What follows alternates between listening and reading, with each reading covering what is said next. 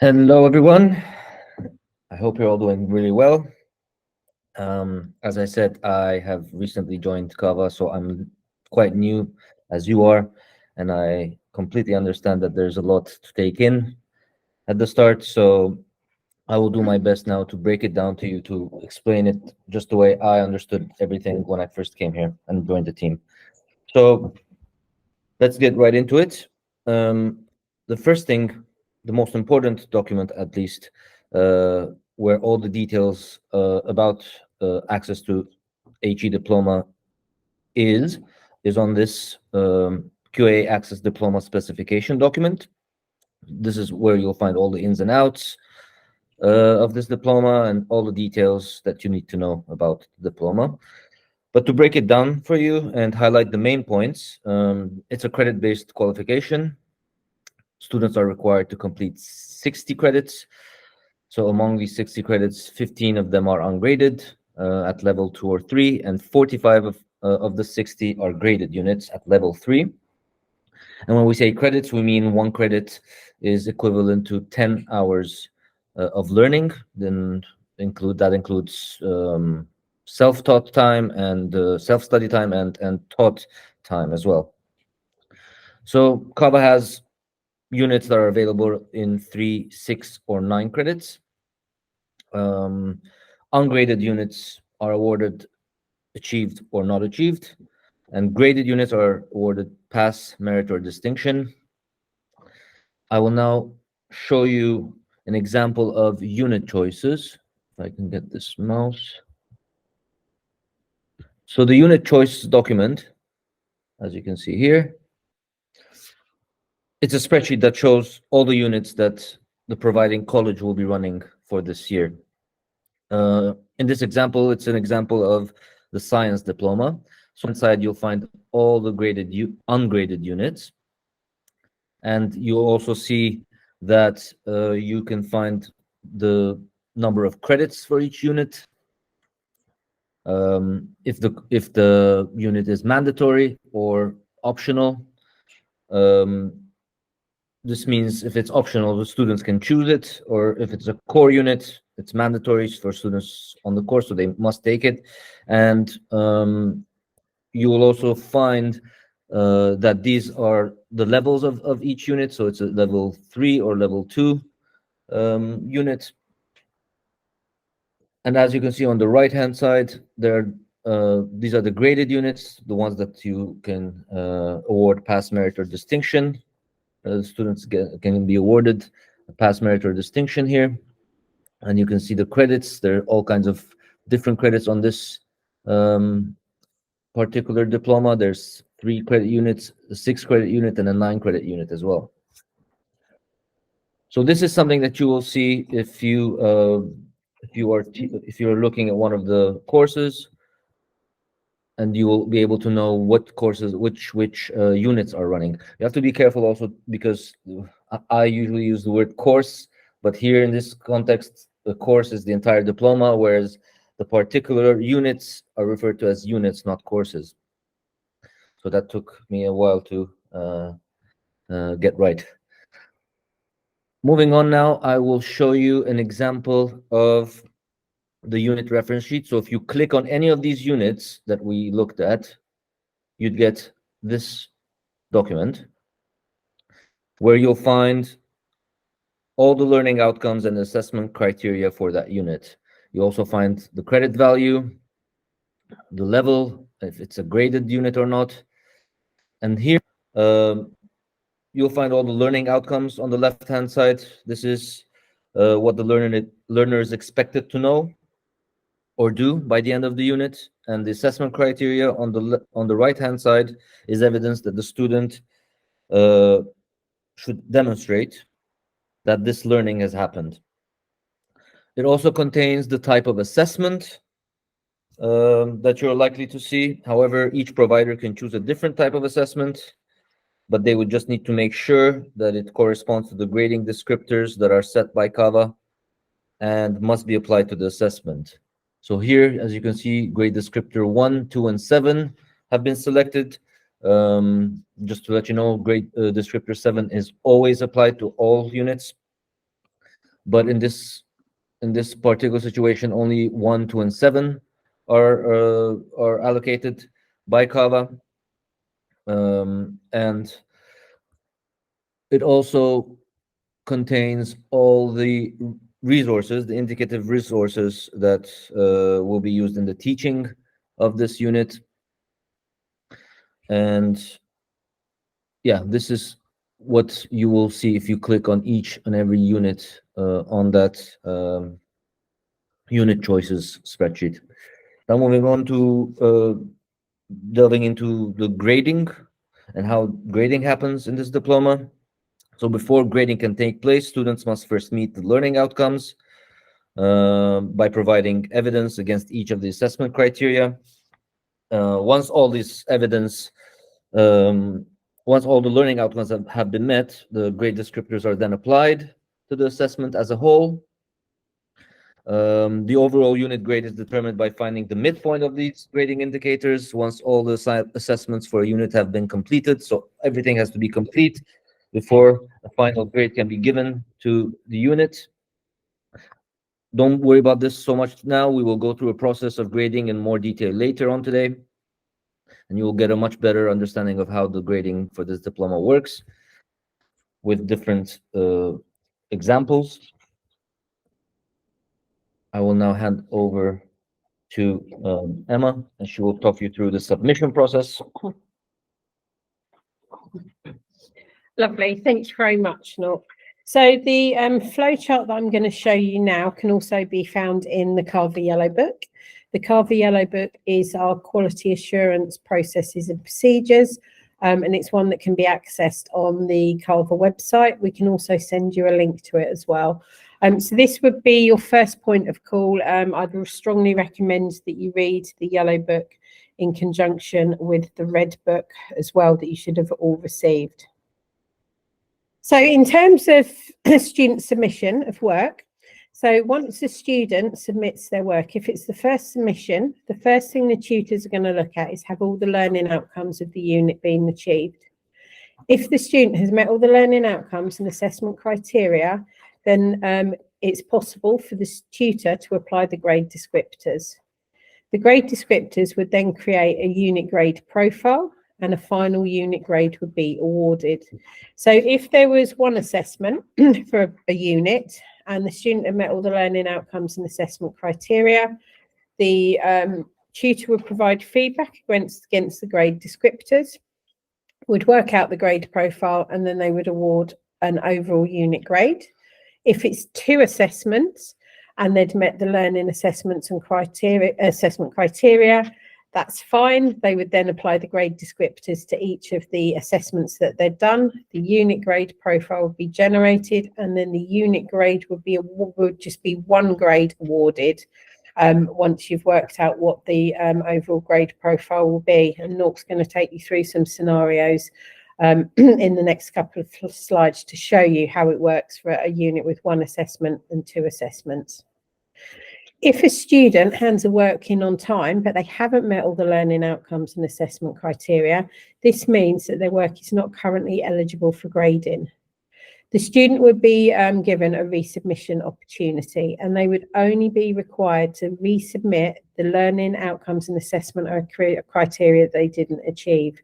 So if, for example, they were submitting an essay and they handed it on time, but they hadn't met all the learning outcomes and assessment criteria, so they didn't meet learning outcome 2, assessment criteria 2.1, they would then be required just to write an additional paragraph to demonstrate how they were going to meet the assessment criteria for 2.1. It's not an opportunity for the students to resubmit the whole work. They only resubmit and get feedback on the assessment criteria and learning outcomes that they missed the first time round. So a student has resubmitted their work. If they have met the assessment criteria and learning outcomes that they didn't meet the first time round, but they have the second, then we go on to the process of grading. So the grade descriptors would be applied and the unit grade would be awarded. If they hadn't met them on their second submission, then there is no longer another opportunity for resubmission as we know it. but the students could potentially have a referral. So the college would need to submit documentation with a rationale as to why they think the student should have a further opportunity to meet all the learning outcomes and assessment criteria. Referrals for students can only have a maximum of 15 credits worth of referrals throughout their academic course. So for the year, academic year that they're taking their diploma, they can only have a maximum of 15 credits worth of referrals. We also need to be aware as well that if a student is granted a referral and they meet all the learning outcomes and assessment criteria on this final opportunity, they overall mark would be capped at a pass. If the student didn't meet the learning outcomes and assessment criteria, once a referral had been granted, then there's no further opportunity for them. So that's how it works if a student hands their work in on time. If a student hands their work in late on a first submission and they hadn't negotiated with the course tutor that they could have an extension, if all the learning outcomes and assessment criteria had been achieved, the student would only be capped at a pass. So there wouldn't be an opportunity for a student to gain a merit or a distinction. If a student handed their work in late with no extension granted in advance and they hadn't met all the learning outcomes and assessment criteria, there is no resubmission opportunity and it would automatically go straight through to the referrals process. This flowchart can be found in the yellow book. If you've got any questions around what you've heard so far, now's a good time to ask us. No questions. Lovely. Thank you, Kim. Yeah, all good, thanks. Perfect. Thanks, Tom.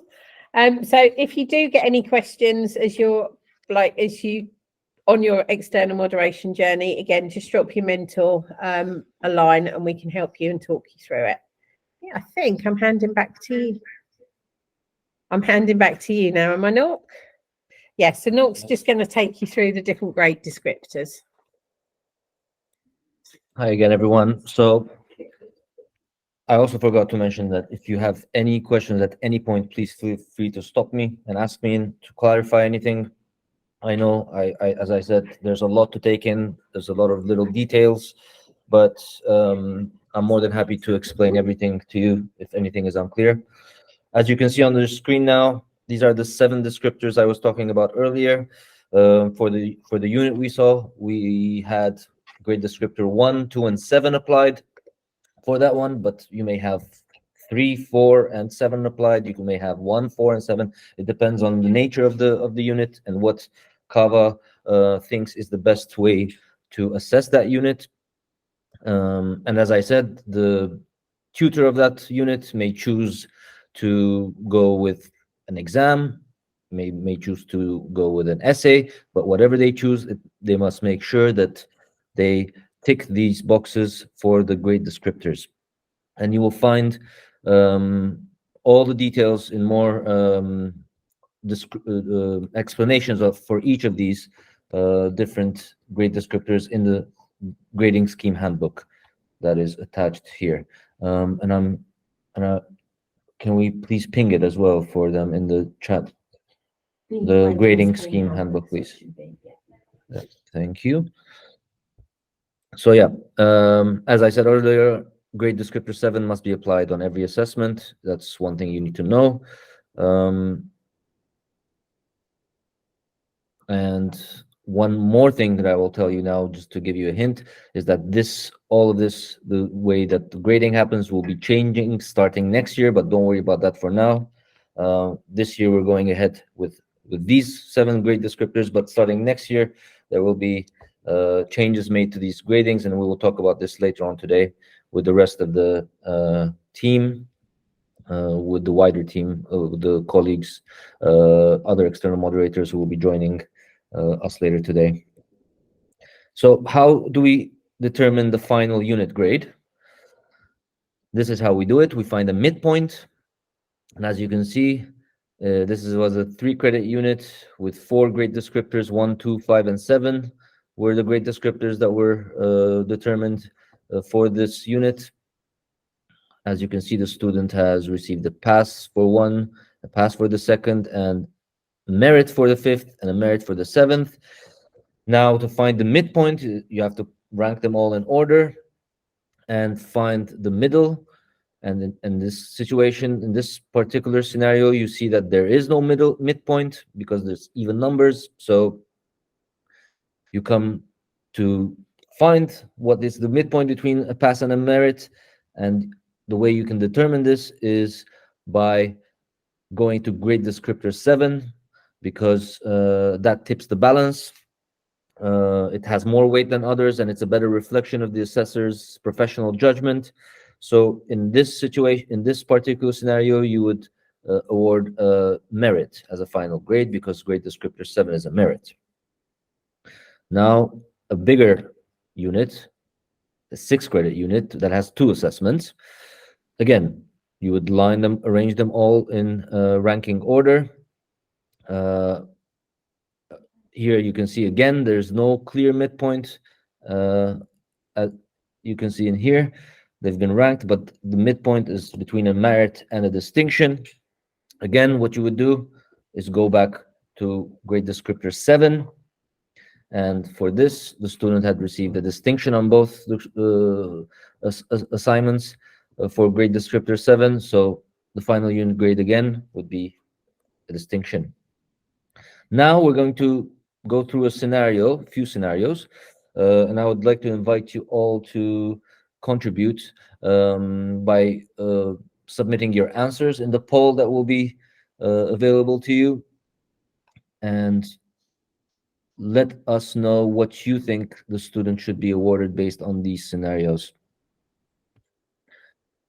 So in the first one, as you can see, these were the grade descriptors. What would the final unit grade be if you line them up in ranking order and find the midpoint? Please submit your answer on the poll. And if you're ready, I can move on to the second scenario. Have we received? Okay, I'll give you a minute just to.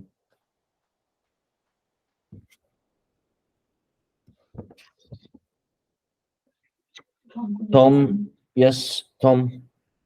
Hey, is there meant to be like an interactive poll on the screen, or am I responding in a message or something like that? Yes, there should be an interactive poll on your screen. Okay, 2 seconds. I'll just try and find it. No worries. Launch poll, it's just like a tab. It's come up on the right-hand side for me. Yeah, it should come up on the side for your own. Yeah, got it now. Thank you. Cheers.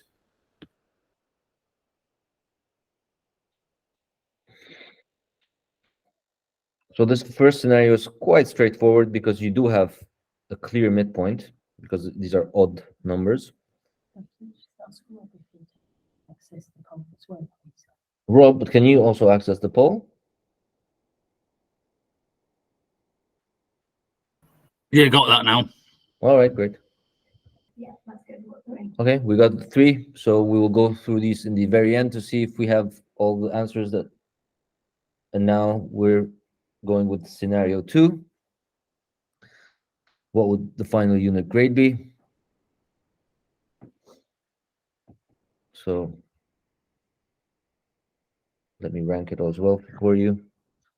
So we have a pass, a merit, and a merit. What would the final unit grade be here? Please submit your answer on the poll.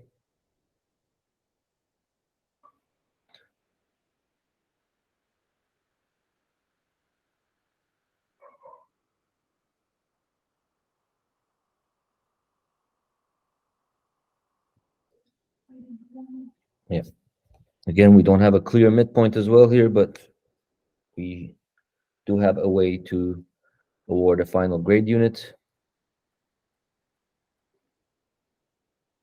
We're waiting for one more. Done?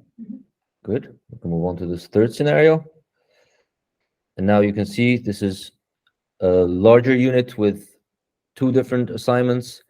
And as you can see, these are the grades that have been awarded.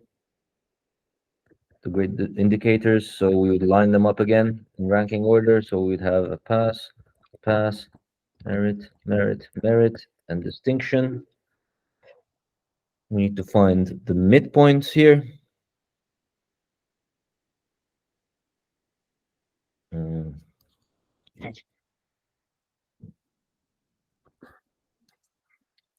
Good, we have it all. Thank you for your answers. And this one is the tricky one. Again, we have 2 assignments, many grade indicators that we need to line up in ranking order.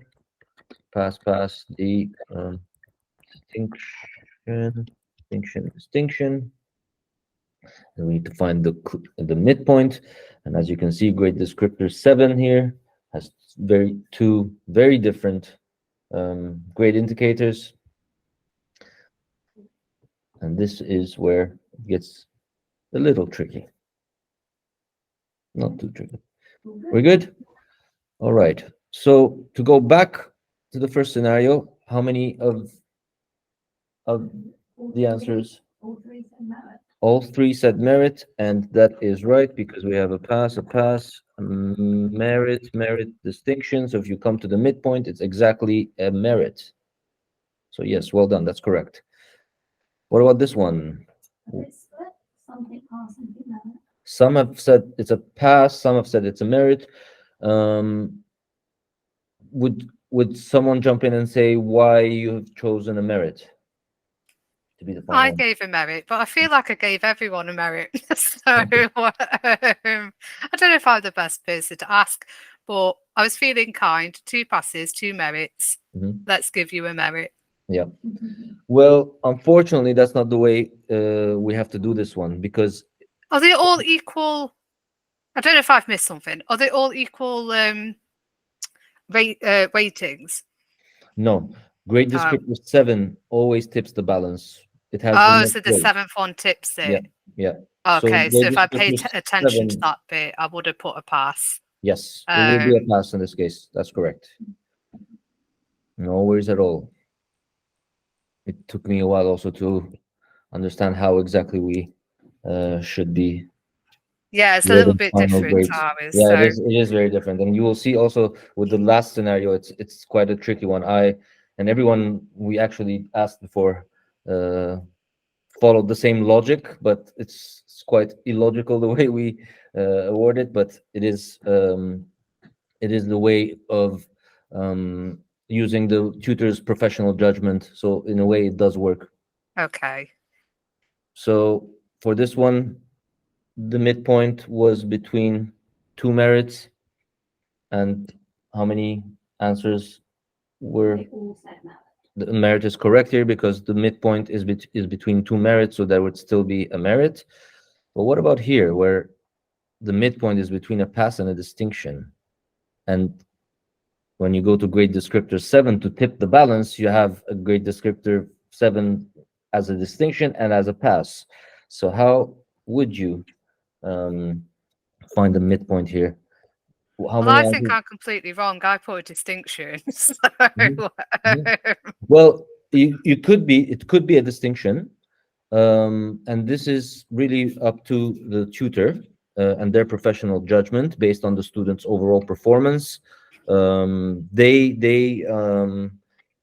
need to understand what the student deserves. Really, it's a really up to the tutor in this particular situation because grade descriptor 7 had a pass and the other one as a distinction. So it's really up to them to choose. so would that be a merit then, or would it be This is either? exactly what we thought. The midpoint should be a merit because it's in between a pass and a distinction, but it's not. It's a In this distinction case, you'd either award a pass or a distinction. or a distinction? Yes, Oh, because grade okay. descriptor 7 is the one you go to when you have when the midpoint is unclear. Ah, okay. That makes sense now.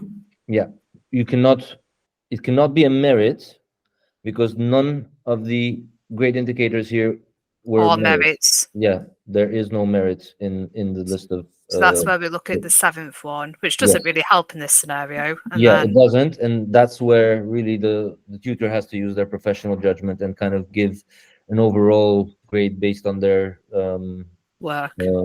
based on the students' work and their performance.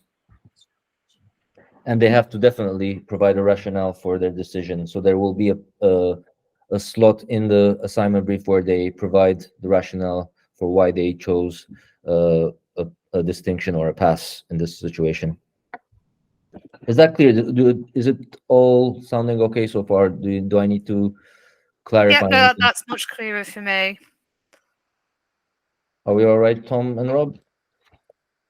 Yeah, all good. Thank you. Great. Yeah, that's fine, Doc. I think because I've done this before, you know, I've been involved with the access for a long time. In that, I'll just throw it in there that in that final situation, what we would tend to do as a college is look at the 2 7s and decide which one's the stronger, or you know, if it's a real weak pass and just scrapes a distinction, you go to the lower end rather than vice versa. So you kind of look, it's professional judgment. I know that our external moderator, when we make judgments like that, does question us quite hard on that. So you know, it is really make sure there's strong justification. exactly. Yeah, very true. So I will now go ahead and show you how students receive their feedback and grades on their assignments from their tutors, and this is through the assignment brief. Here's the template. So once a student has completed their assignment, the tutors have to use this to give feedback to students. You can find all the information about the student's assignment here and the course they're enrolled in. You will also see the submission date. As you can see here, there's a submission date, and this is important. Why? Because as Emma mentioned earlier, if they've handed in the work late without asking for an extension, then their work will be capped as a pass, even if they've handed in really, really great work that deserves a distinction. Unfortunately, if it's late, it will be capped at a pass. So the assignment status also is an important one, because this tells us if this is one of many assignments or not. And this will indicate whether the tutor can provide an overall final grade for the unit. So if it's one of 3, then that means they cannot still provide an overall grade for the unit. But if it's one of 1, then yes, they can provide an overall grade for the unit. If it's 2 of 2, they can still also provide a final grade for the unit, because all the assignments have been completed for that unit. Down here, you'll find the learning outcomes that need to be met. As you remember, we mentioned earlier, the learning outcomes and assessment criteria need to be completed and met. And then the assessor must tick the boxes and make sure that the student has completed these. As in this first example, you can see assessment criteria 1.1 was not met in the first submission, so they've resubmitted. And once it has been achieved, yes, then it goes to a complete achievement for that learning outcome, and then the grading can start. Here, as you can see, the tutor's feedback is where you will find the grade descriptors that were applied to that unit or to that assessment, and also has the tutor's comments and how they awarded the grade indicators against each of these descriptors.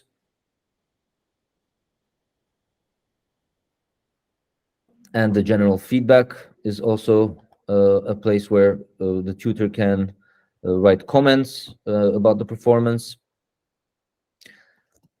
And in the very end here, you can see that this is where we line up the grade indicators in rank order and award a final grade. In this case, it was a merit because the midpoint was a merit. And there's a commentary box here where the tutor can provide the rationale for their decision if it's, let's say, like one of the scenarios that we saw where it wasn't very clear what the midpoint was.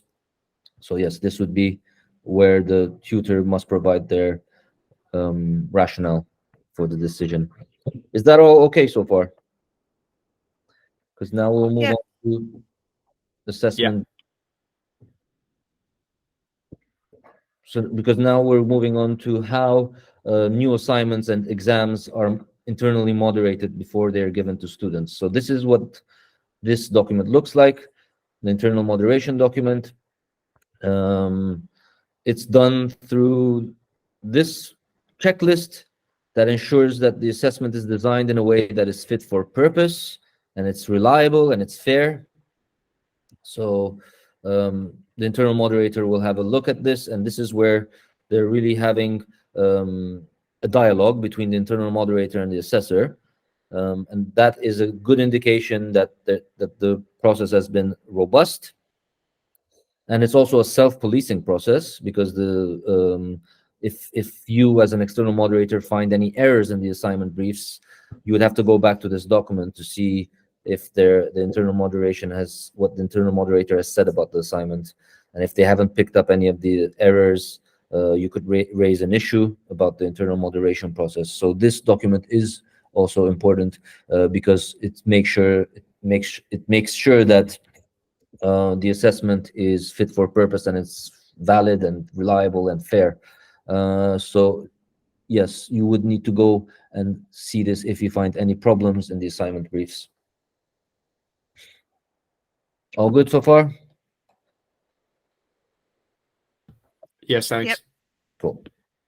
So the indicative assessment types are suggested, as I said, on the unit reference sheet that we saw earlier, where you had all the information for each individual unit. It's an indicative assessment because these are only suggestions.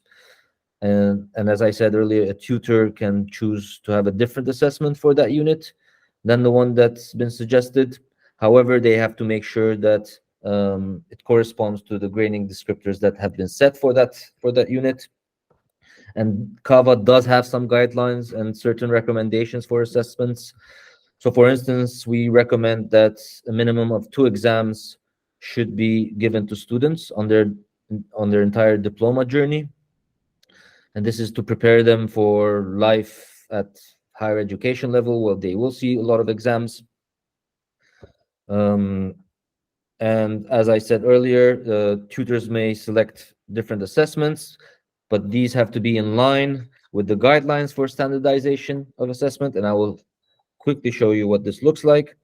This is a guide that outlines the maximum size of assessment that is appropriate for the credit size of the unit. So if you have a 3-credit unit, for example, like this one here, these are the assessments that are allowed inside, appropriate for that unit size. So here you can see you can have a maximum of 1.5 hours of an exam. 1,500 words is the maximum for an essay, so on and so forth. If it's a 6-credit unit, these are what is allowed to have as a maximum size for that assessment for that unit. And for 9-credit units, these are the corresponding assessment sizes for that. I hope that was clear. If you have any questions up to this point, please don't hesitate to ask me. I'm more than happy to clarify. I know I've said a lot of things, and when I first got here, I was told a lot of things, and I appreciate that there's a lot to take in. So I'm very happy to clarify if there's anything that's still unclear. No questions? All righty then. I hand over back to Emma. She will talk you through the internal moderation process. Lovely. I saw a thumbs up there, Rob. Thank you for that. Okay, so I'm just going to talk a little bit about internal moderation and how you might potentially select your sample, because we've got a number of variables on the screen. So as part of your external moderation visit, you will be requesting to see internal moderation documentation. So you need to request to see the internal moderation of assignment briefs, so the form that Nork shared with you earlier, internal moderation sampling forms for the students' work, and an internal moderation plan. So we've got an example of an internal moderation here that is very basic. But basically you're checking that sorry, let me start that sentence again. You're basically checking that on the internal moderation sampling plan that every single student has the opportunity to be internally moderated, and that every single unit on the diploma course would have been internally moderated at some point as well. For more information on how you select your sample, we suggest that you refer to the Red Book, because there's more information in the CAVA Red Book there, but you would be looking at considering a number of variables. So first of all, you'll look at the different pathways which are running and the different units. You'd look at different assessors who have been allocated to the units, and particularly if there's any new assessors. If there are any new or amended units, you might want to look at those. And if there's a new assignment brief for the year, we would strongly recommend that you look at those as well. It's very handy to look at where examinations are going to be used as a form of an assessment method. And when we refer to examinations, we don't just necessarily mean the good old traditional exams, but any time constrained assessment would also be considered to be an exam. You're more than welcome to run your sample past us, sample selection, before you approach the college if you want to. Nork and I'd be happy to look at that. And if when the grades have been entered into the CAVA database, you'll be able to select a range of pass, merit and distinction students as well. The sampling size for internal moderation is 3 students or 10% of the cohort, whichever is greater. And that differs to the external moderation sample, which is 6 students or 10%. So I believe on all the courses that you've been allocated to, your sample size will be 6 students. And you'll contact the college and request that sample to be available for you. Ideally, if they can send it to you electronically before you go for your visit, that would be helpful and give you longer to look through it. So in terms of external moderation and what your roles and responsibilities are, they are as follows. So you're required to carry out 2 external moderation visits twice a year. The first visit is going to be face-to-face and is going to take place around February time. During that visit, you will be required to meet the students and have student feedback. So if the students are available on the day that you go into your college, fantastic. If they're not, then we would strongly recommend that you would organise a Teams meeting or a Google Meet, depending what platform the college has got. And you'll also be required to meet with the course team as well and provide feedback from your sampling. It's down to yourselves as moderators to make contact with the college. So if you haven't done already, if you can please get in contact. Jackie should have sent you details of who the course leader is and contact details for the diplomas you're moderating.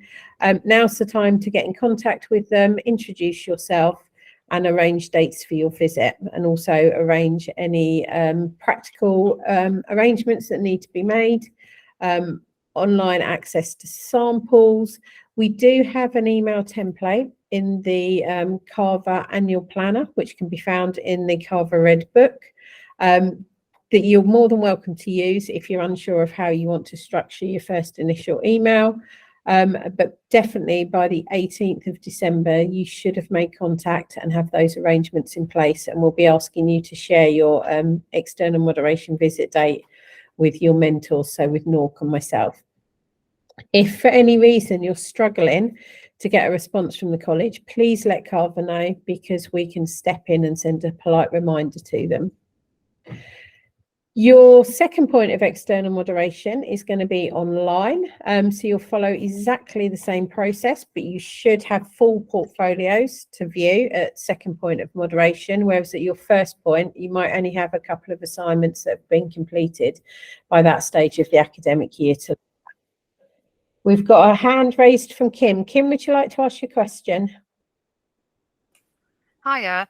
Yeah, there's quite a few emails from Jackie, so I'm just trying to go through them. I can find who my course leaders are, but I can't seem to find any emails or contact information. I don't know if that's just me. We do send you a lot of emails, but not a problem. It's not a bad thing, but I'm just trying to go through them and I can't seem to find That's the fine. contact What info. we'll do is Nook, I think he's going to be your mentor, so he'll contact you after or tomorrow and just let you. He'll put all the details in one place for you in one email, so you don't have to go searching through them. And That'd be amazing. That'd be great. Any of mine can't find the contact details for who they need to contact, just drop me an email and we can get that all organised for you tomorrow.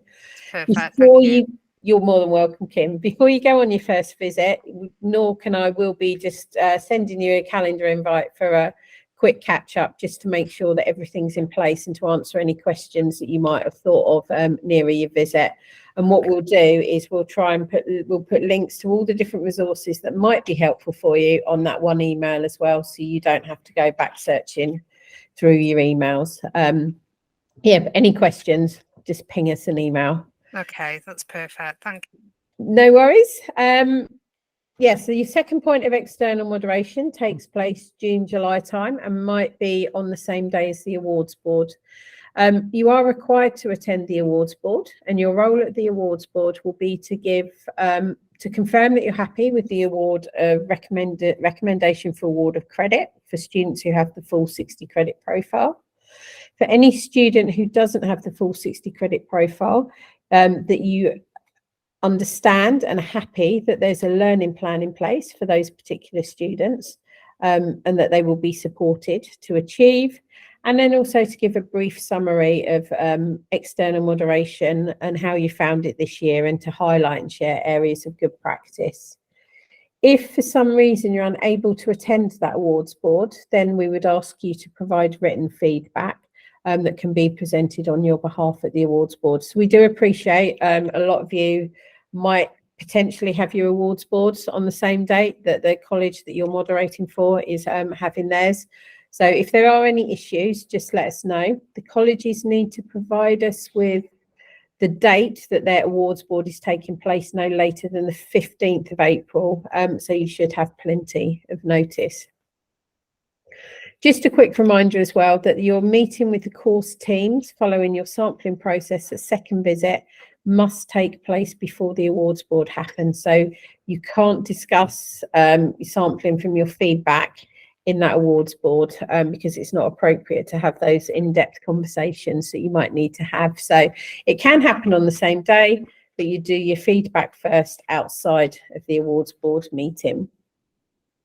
The other thing that we might ask you to look at, and I'm going to come specifically, this will be important for you, Kim, because I might be in touch asking you to look at some modifications for me. If a college needs to make an amendment to their a unit or an assessment criteria, they are required to fill in a modification form for us. So if I just show you what one of these look like. So we've got some generic standard information there. So they'd obviously identify who they are, what the access to HE diploma was and which unit in particular they would like to make an amendment to. And then they need to provide details of the modification. They would also then need now as to why they want to make that modification. And because you are subject experts in the diplomas that you are moderating, CAVA would then come to you and just ask if you could review the suggested proposals that are being presented and provide a comment as to whether or not you're happy to support them. Once we receive that form back, CAVA will then, the CAVA officer will then put their comments in as well. You'll tend to find that most modifications will be proposed for the next academic year. So colleges are thinking about what tweaks they might like to make and the reasons why, and then that would be ready to implement in September 24-25. We are currently going through with the changes to the QAA diploma specification that Nork will talk you through this afternoon.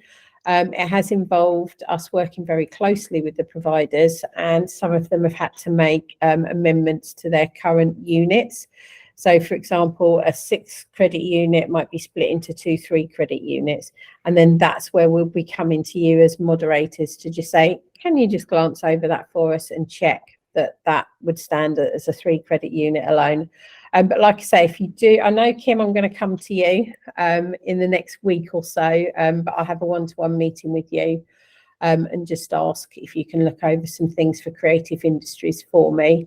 But that's basically how minor modifications work. Lovely. Thanks, Kim. I can see your thumbs up there. So when I send you a message, it won't be out of the blue. The other thing you might be asked to do is approve cases of recognition of prior learning and consider any referrals and representations. So we've got CAVA documentation forms that need to be completed for all of these processes. And we'll be in touch with you via email, or you might get asked on when you go out and do your external moderation visit, if the college has got a case of recognition of prior learning, to ask you to review that. But all of this can be found, more information, in the CAVA Yellow Book. And if you've got any questions, please contact Nork and I. So external moderation timeline, your key resource here is to go to the CAVA Red Book and then look at the EM Annual Planner. I think I've actually talked you through the key things in this because it has the dates for your first and your second point of external moderation. And in December, the key activities there were for you to make contact with your college and have all the appropriate arrangements in place. So for meeting the team, meeting the students, actually booking your visit and how the samples are going to be shared. You will also find in the EM Planner that you've got templates that you can use for the student meeting and for the meeting with the course teams. So it's like a draft agenda. You're more than welcome to use them if you want. They might be particularly helpful for your first visit. However, when you move into your second visit, you might like to devise your own questions based on what you've seen at your first visit. Any questions before we just open the external moderation report template? No, it all sounds pretty good. You're very quiet. So if I just open the external moderation report template. So this is the report that needs to be submitted within 2 working days of your visit. As we mentioned in the meetings with you, when we asked if you wanted to be a CAVA external moderator, if you've got any issues with sending it in within 2 days, please let us know, and we can negotiate another time for you to submit it. And if you would like your mentor to read through it before you officially submit it online to CAVA, we're more than happy to do that for you as well. So the first part of the form is generic information. So it's identifying who the course leader and program manager is and which course you've moderated. And then obviously we've got your name and the date. In section 1, it's all about meeting and arrangement. So if you could please put in the names of the tutors that you met and the staff members that you met to provide feedback with, and also if they teach on different subjects. If we were to get your external moderation report back and it said meeting with staff no, because the staff weren't available on the day that you carried out your visit, we would not be able to accept your report until you'd had those conversations with the college. So if for some reason something goes drastically wrong on the day and you can't speak to them, we would expect you to follow that up with a phone call and have provided feedback to the course team. Now, every member of the course team does not have to be present because we appreciate that teaching is going on, but you must have fed back to somebody who's got responsibility for that course or somebody who teaches on the course as well. Student feedback. So we ask you to just highlight some of the positive and negative comments for student feedback. And then we also ask you to kind of identify how you receive student feedback. So again, it says they did not receive feedback. We wouldn't be able to officially submit your external moderation report without that student feedback. So it's really important when you contact them in December to make sure that arrangements are in place. And before you leave that first visit, make sure you've got arrangements in place for how you're going to obtain student feedback at the second visit. We do appreciate that at the second visit, some of the students might not still be around. So we suggest and quite happily accept that you ask the students to complete a survey. Now, that can be a survey that you've written, or it can also be one of the college ones that they implement anyway. We ask you to rank overall how satisfied the students were with the course. And then if everyone's happy and they've given glowing positive comments, we would ask you to rate. So, for example, you might select a score of 4 to 5. We ask about arrangements for sampling. So again, if you could just give details of your sample, so how it was sent to you, if there are any problems you accessing it, and you can even list the units that you looked at. And then section 2 is all about assessment and curriculum. So again, for 2.1, are assessment materials and processes appropriate for the method and medium of delivery? You've got a yes, a no, and a partially, and an option to put comments in. So we would expect to see a yes, no, or a partially circled or ticked, highlighted, coloured, however you wanted to do it. But we would expect to see some comments in these boxes. So please expand on your answer to justify why you gave it the mark that you did. We have got the CAVA Aid Memoir there that you can use as guidance as well. So there's some probing questions that you might want to ask so you can get a better understanding. And then section 3 is the biggie. So it's all about quality assurance. Again, please select yes, no, partially, or non-applicable, but we would expect to see a comment in there to support your answer.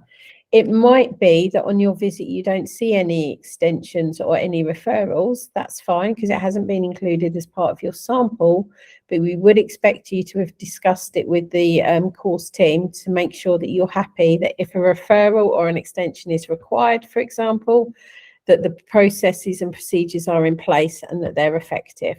So you just need a comment in there to say that you've seen the policies or procedures and you're happy and or you discussed it with the team and that you're confident that everything works.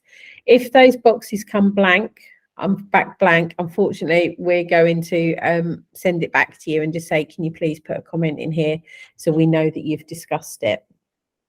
You don't have to do that at the second visit. If you've seen all the policies and procedures and you're quite happy that they work effectively at the first visit, on your second visit, you could just put yes and then put please see first EM report, because that's where you would have put your more substantial answer. There's also an opportunity for you to discuss with the team if there's any planned modifications to the course under section 4. And also if there's any issues with the course, so anything that CAVA should be aware of that prevents the course from being delivered as it was originally validated. You will be asked to check if the actions on your previous report has been addressed, and you can access the previous EM report through the provider sites. Nork's going to talk you through the provider sites in a minute. We do strongly encourage areas of good practice. So if you can find something to put in there, it'd be really helpful and useful for the college as well to know that they're doing something well.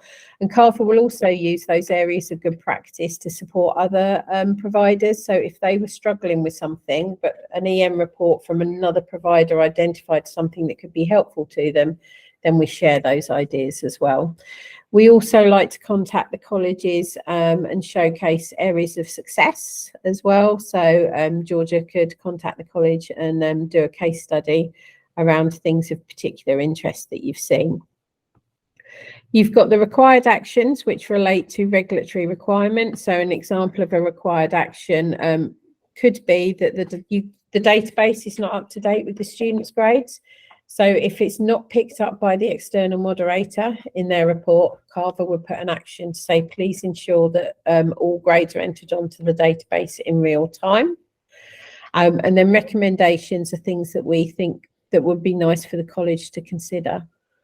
All required actions must receive a response from the college within 2 weeks of getting their report as to how they're going to address those actions. They don't have to implement them within the 2-week period, but they must address how they're going to action them.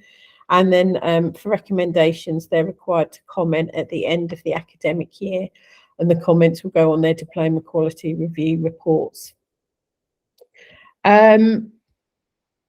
We will not tweak your EM reports unless we think that potentially you've got an action where it should be a recommendation or vice versa.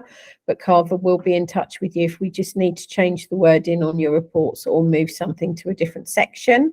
And then it's CAVA's responsibility to make sure that the report goes out to the colleges and to the quality leads there as well.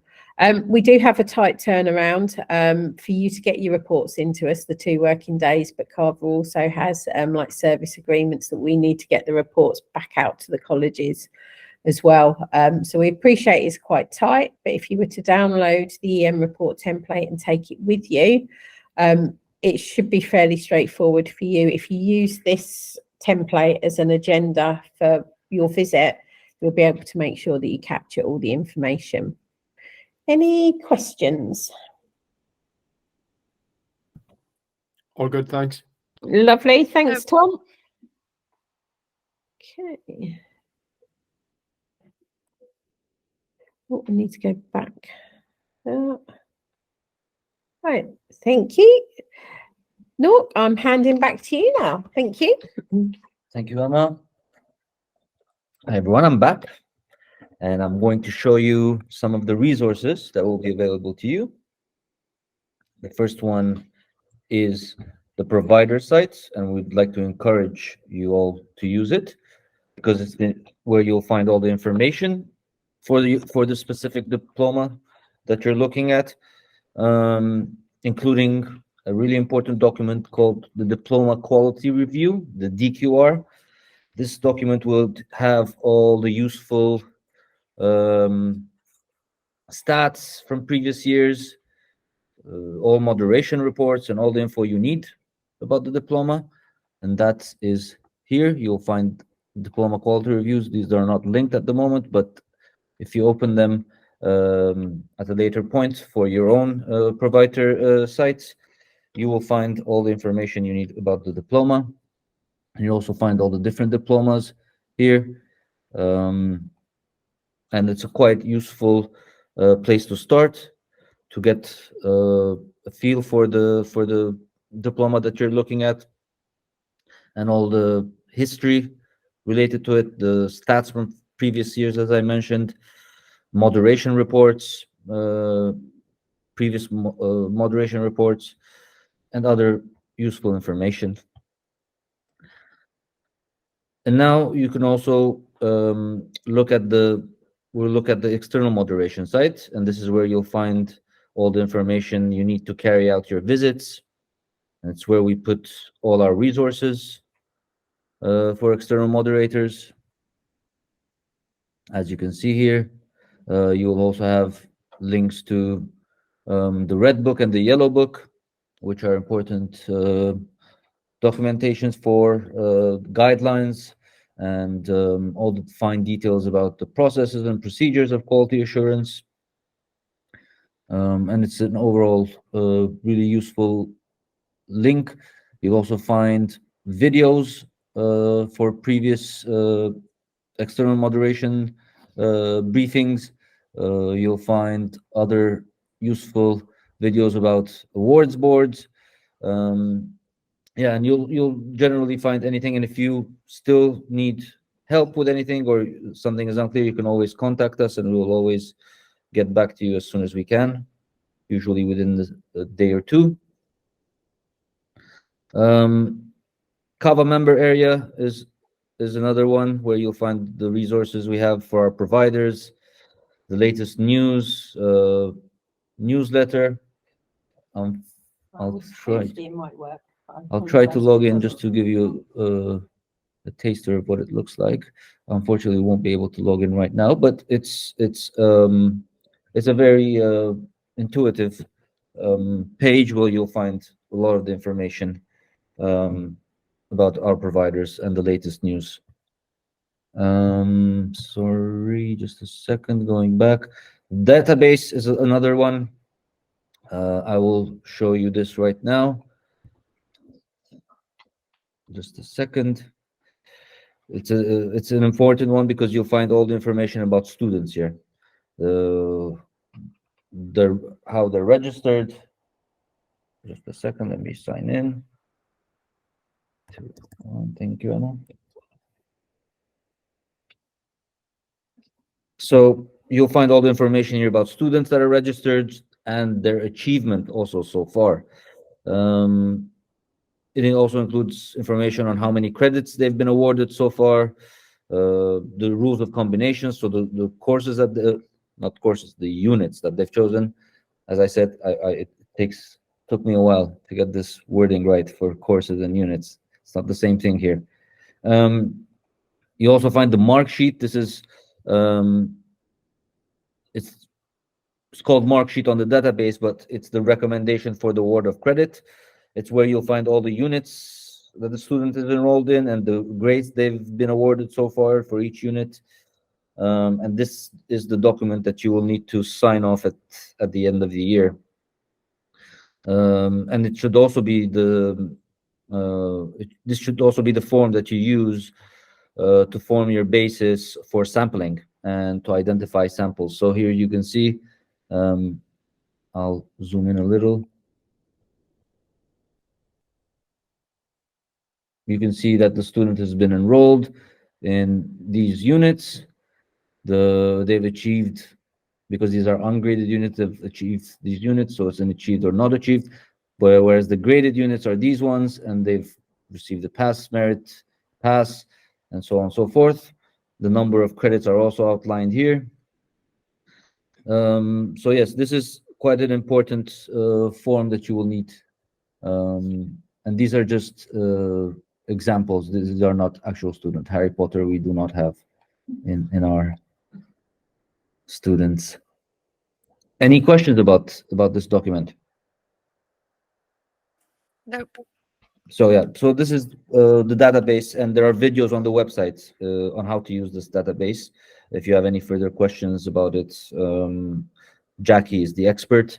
You can also get in touch with us, and we will help you navigate the database, because it is something that you will need to refer to get your sampling and to identify your samples.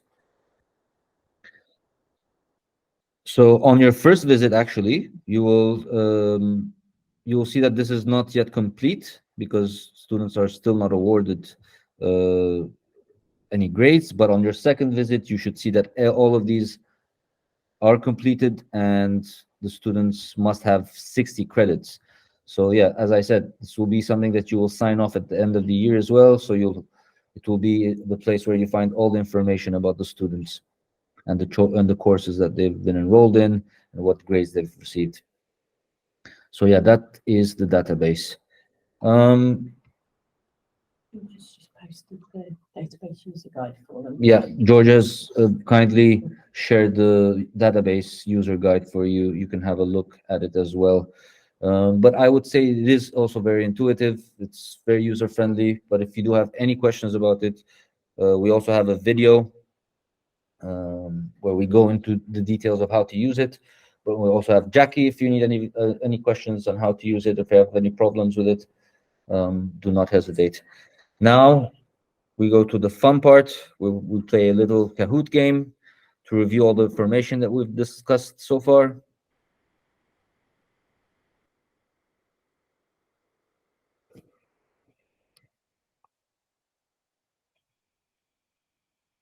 That's their first question. What are the regulations regarding resubmission opportunities?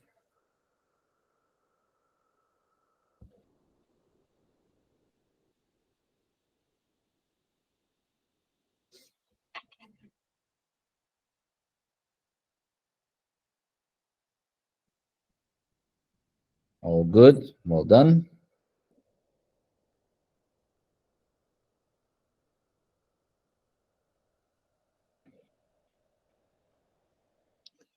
Second question, what is the maximum number of credits a student would be allowed to refer?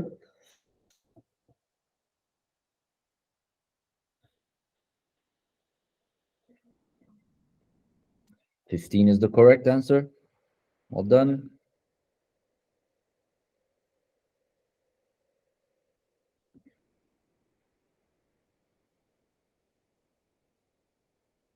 Grade descriptor 7 has to be applied to all assignments. Is that true or false?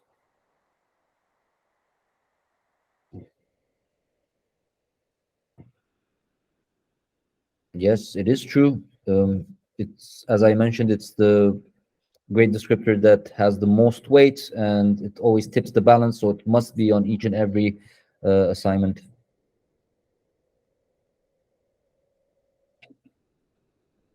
Moving on.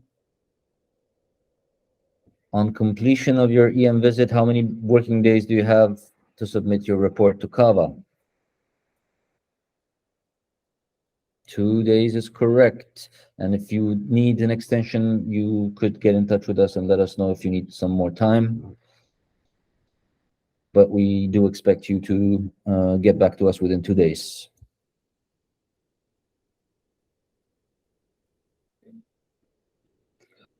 When is an assignment eligible for grading?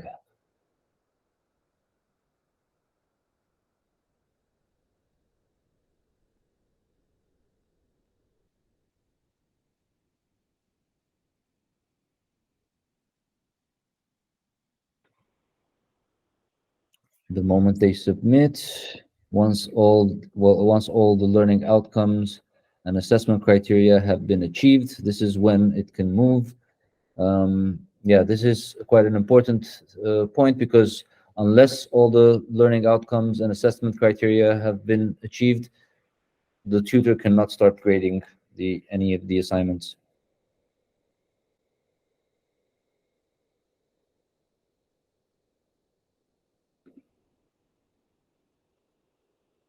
What is the sample size for external moderation?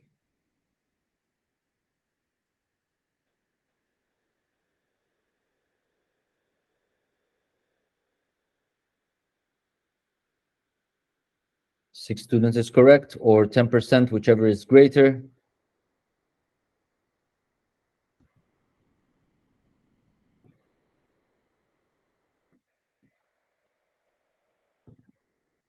Student feedback must be obtained at both points of external moderation. Is that true or false?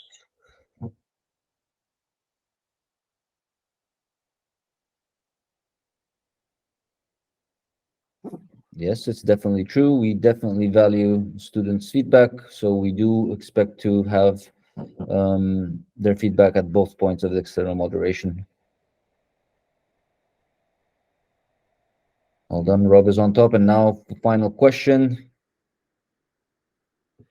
Which of the following is an action on an EM report?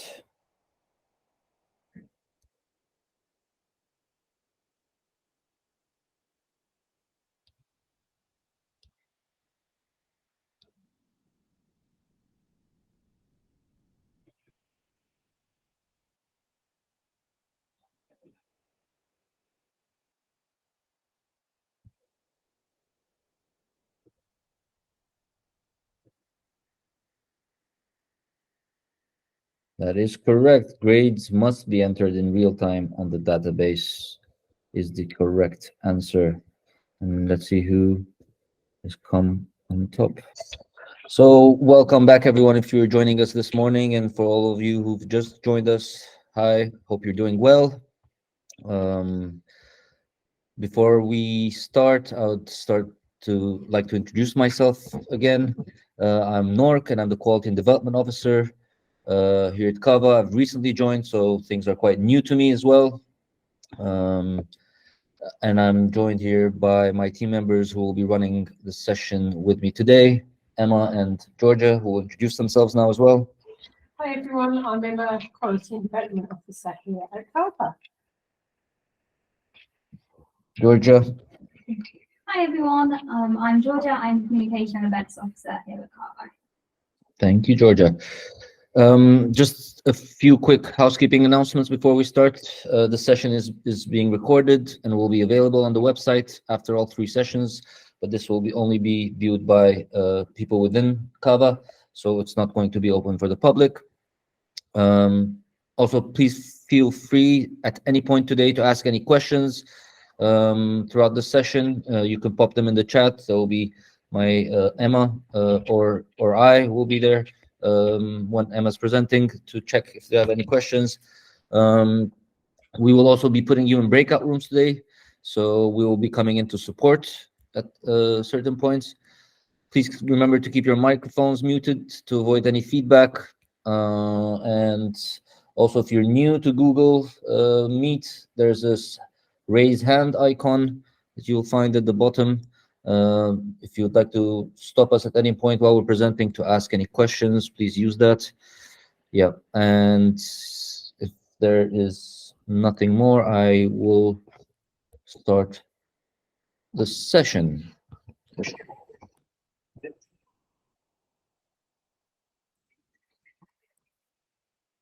So welcome again, everyone.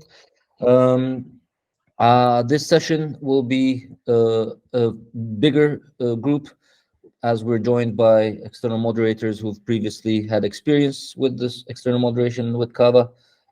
And we also had this morning a session for new external moderators. So we're all going to be in this session together.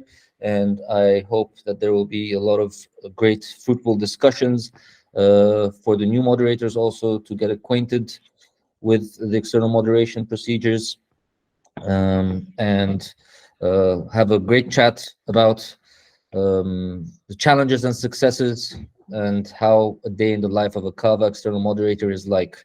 So this is really how the day will be panned out. As you can see, we're going to have an external moderation briefing for all the moderators in the morning in this first part of the session. The afternoon, not morning anymore. We have a workshop where we will be discussing the challenges and successes of external moderation. This will be followed up by a feedback session where you will bring back any important points of discussion that you would like to raise with the wider team, and we will address these issues or questions or concerns. Then we will have a 15-minute break, and then we'll go back into another workshop where we'll be discussing a day in the life of a CAVA external moderator. And again, there will be also a feedback session to share your thoughts after that as well. So to start, I would like to bring to your attention the stats from last year for 2022 and 23. It was generally a very positive year. We had a very high achievement rate. The achievement rate is the measure of the students in the course who have made it to the end of the course and got their diploma. So that was really high and within the tolerance range set by the QAA, which was a very good, very positive thing. We also had our ABB benchmark, the grade benchmark upheld.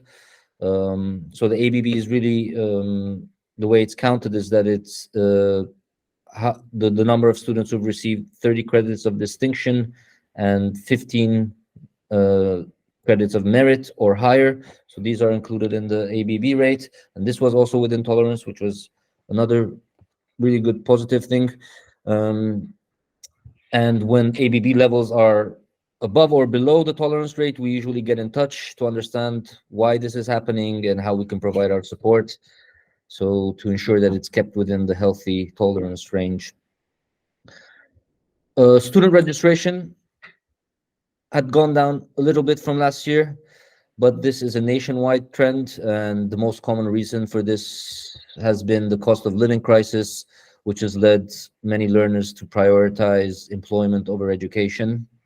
So that was a little bit of a statistic that was not favorable, but it's happening all around the country. So it's not particularly only in CAVA. Another really good, to end on a really good point, we had less student withdrawals compared to last year, which was also a really good thing to see. I will now hand over to Emma, who will be talking to you about our new CAVA member. Emma. Lovely. Thank you very much, Neil. And hi, everyone. Last year, we worked very closely with Boston College. So I'd like to take this opportunity to welcome Boston College, our new member of CAVA, and also to welcome Rob Clark, who is going to be looking after the health professions.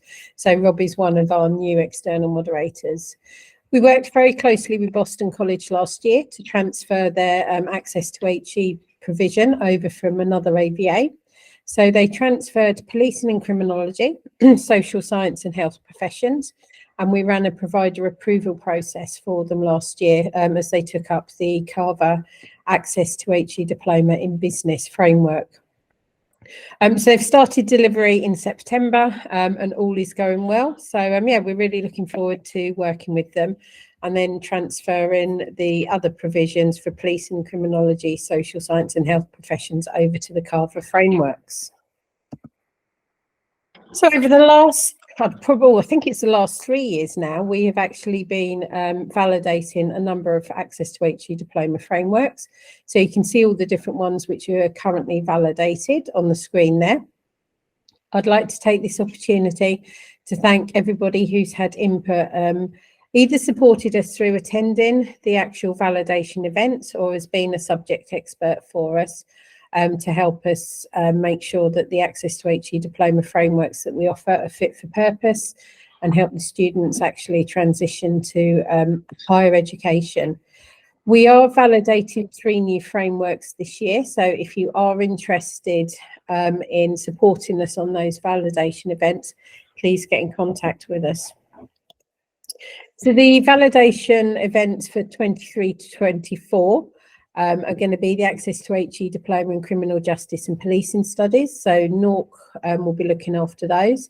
And I believe we've got some of the external moderators who are kindly supporting us on those validations here with us today. So thank you very much. Barbara will be responsible for validating the access to HE diploma in construction and the built environment. And I know again we've got some of our providers acting as an FE panel member, so thank you.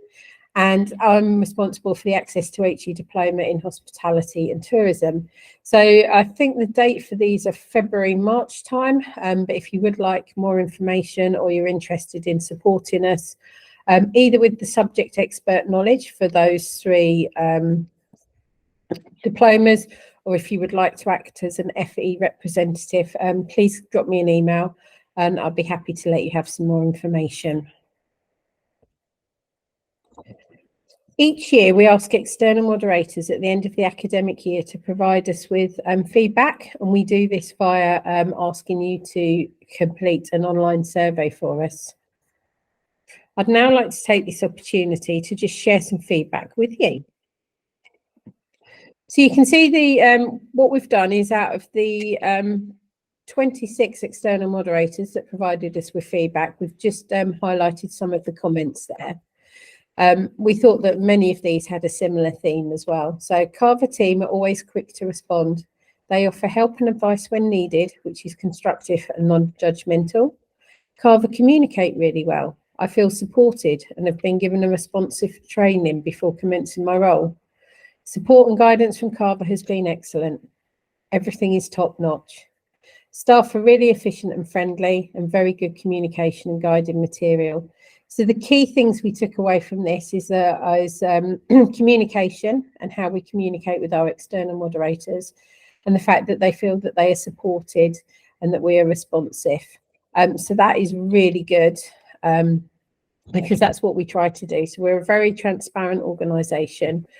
We are very communicative. As soon as we get information, if particularly from the QAA, then we share this with our providers and with our external moderators through a number of different communication methods. So thank you ever so much, everyone that took the time to complete those forms. They will be coming out again at the end of this academic year. And if there's anything in particular that you would like us to respond to, please make sure that you leave your name and contact details for us. Any negative comments, if we were to receive any, then we would discuss those as a team here at CAVA. And any feedback that we have, we always use it to review our current processes and procedures and to implement improvements where possible. One of the things that we implemented over the last couple of years was having a designated external moderator site. This was designed based on feedback from external moderators that they felt it was important to have everything in one place. So picking up on that feedback, Jackie designed the external moderation website. So hopefully a number of you are already engaged in this, but for anybody that might not have had a chance to interact, we strongly recommend that you do. We can send you links out as well so you can see how to access it. But it contains all the key information you need. So you've got your CAVA EM annual planner. You've got instructions on how to use the database. So for any of you that might need refresher training, we have user-friendly videos on the website, but also a designated CAVA database user guide specifically for external moderators. And we've got the online report template. So the online one that you submit to CAVA, but we've also got a Google Doc report template there. And we're recommending that when you go out on your external moderation visits this year, that you take or download to your laptop a copy of the report template and use this as your planner for the visit, as it will help you to ensure that you capture all the key appropriate information. In terms of visits this year, just a quick reminder for everybody that the sample size for external moderation is 6 students or 10%, whichever is greater. There are 2 moderation visits taking place as per normal. So the first moderation visit will be face-to-face and will take place in around about February time. You should now have all received contact details for the course leaders for the programs that you are going to be externally moderating. And we ask that by December the 18th, you've made contact with your providers and have got arrangements in place. Can you please let CAVA know as soon as possible when your first moderation visit is taking place? And if anybody is struggling to get in contact with their providers, please do not hesitate to contact us, and we can see if we can help the communication lines flow. In terms of your first visit, as per the norm, please make sure that you arrange to get student feedback. Ideally, if you're in college on the same day that the students are attending, it would be fantastic if you could meet them in person. If this isn't possible, then if you can make arrangements to have an online meeting with them. And then in the second visit, which is going to take place June, July time, again, student feedback is required at that visit, but we appreciate that students may no longer be at college. So if arrangements could be made for them to have a online survey. I do apologise. I just need to touch the screen. Sorry, Georgia, could you please? Thank you. Thank you, Nork. My screen just said it was going to power off in a minute, unfortunately. So yes, external moderation visits, 2 visits. First visit face-to-face in February, meet with the students, provide feedback with the course team, and then please submit your external moderation report within 2 working days. A second visit, June, July time, will be online and the same procedure as well. So student feedback, meeting with the course teams outside of the awards boards, and then obviously attendance at the awards board. Has anybody got any questions regarding external moderation visits this year that I can answer before we move on? It seems pretty quiet in the chat. So if you do think of anything following today, like I said, please just drop Nork and I an email.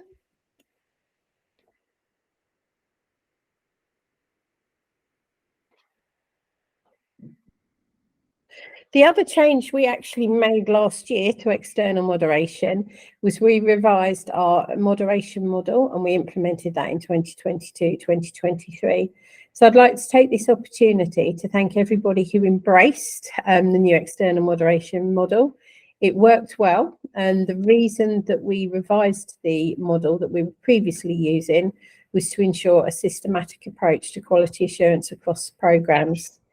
This also helped improve coordination of the moderation process across the teams, and it helped improve coordination of the moderation response for the provider.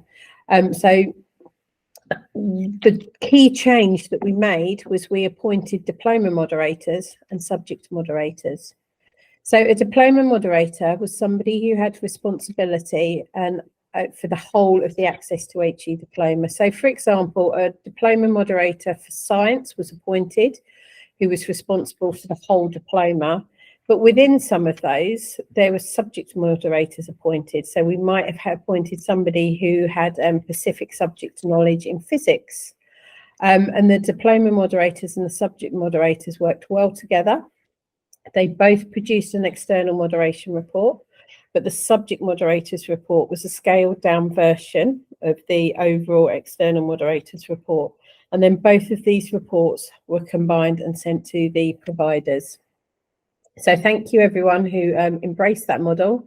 It did work well, so well that in fact we've actually implemented that again this year. So some of you might be working alongside subject moderators, but you would have been advised of that when Jackie sent out communications to you once you were appointed. I'm now just going to hand back to Nork, who is going to give you an outline of what's happening with the QAA, because they're implementing a number of changes. So Nork will give you an overview of the Access to HE diploma specification and how it's changing, along with the changes to the grading scheme. Thank you, Nork. Thank you, Emma. So hi again, everyone. Yeah, as Emma mentioned, starting in August 2024, the way we run the qualification will change. So the QAA has revised the specification, and I will run you through the changes in the coming slides. But to let you know, do not worry about all the fine details for now. There will be plenty of support next year, and we would just like you to be aware of the changes that will be taking effect starting next year.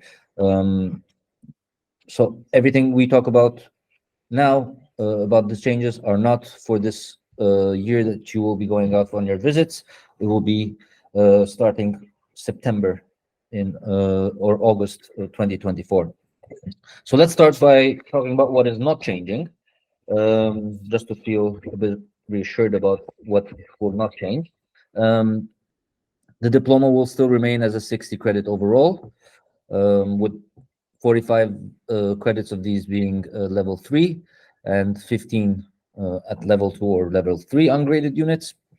Unit sizes still remain as 3, 6, or 9 credit units, and 1 credit is equivalent to 10 hours of learning, self-study, or in taught learning hours. So the maximum credits that can be transferred under credit transfer remain at 30. Grading of units will remain pass, merit, or distinction, although we will have a different grading scheme, which we will talk about in a bit as well. Submission requirements remain the same. Submission, resubmission, referral all stay the same. So what is changing? Let's start with the first change. That is not a very big one. It's a small change. It requires that students complete 1, 6, or 9 credit unit. It's not, I say it's not big because it doesn't have a big impact, as this was already the case for most of the diplomas. They all had a 6 or 9 credit unit anyway, mostly. But the more significant change that is going to happen is a new cap on the maximum credits a diploma that can have, made up of 6 or 9 credit units. So starting in September 2024, a diploma will only be allowed to have a maximum of 30 credits that are made up of 6 and 9 credit units. And there will also be an introduction of a subject descriptor for nursing and health professions. It will go through a validation to accommodate the new nursing descriptor. So you probably know, because we've been in touch with providers to ensure that the transition is done seamlessly and is compliant with the new changes that will take place. To remain compliant, these changes are going to be made through changing the unit choices, maybe, or modifying some of the current units to make them fit within this new cap, that it doesn't exceed it, the maximum limit of 30. So if you have too many 6 or 9 credit units in a diploma, we have found a way to modify these units, to break them down a bit into 3 credit units, just so they do not exceed this maximum cap of 30 credits that can be made up of 6 or 9 credit units. Also, the processes of modification with panel discussion will be taking effect, as well as revalidation processes as well. So there will be, as I said, there will be changes to the grading scheme. So earlier this morning, we talked about 7 grading descriptors with the new external moderators. As you know, if you've been with CAVA before, if you've done external moderation with CAVA before, there were 7 grading descriptors, which we are still using this year.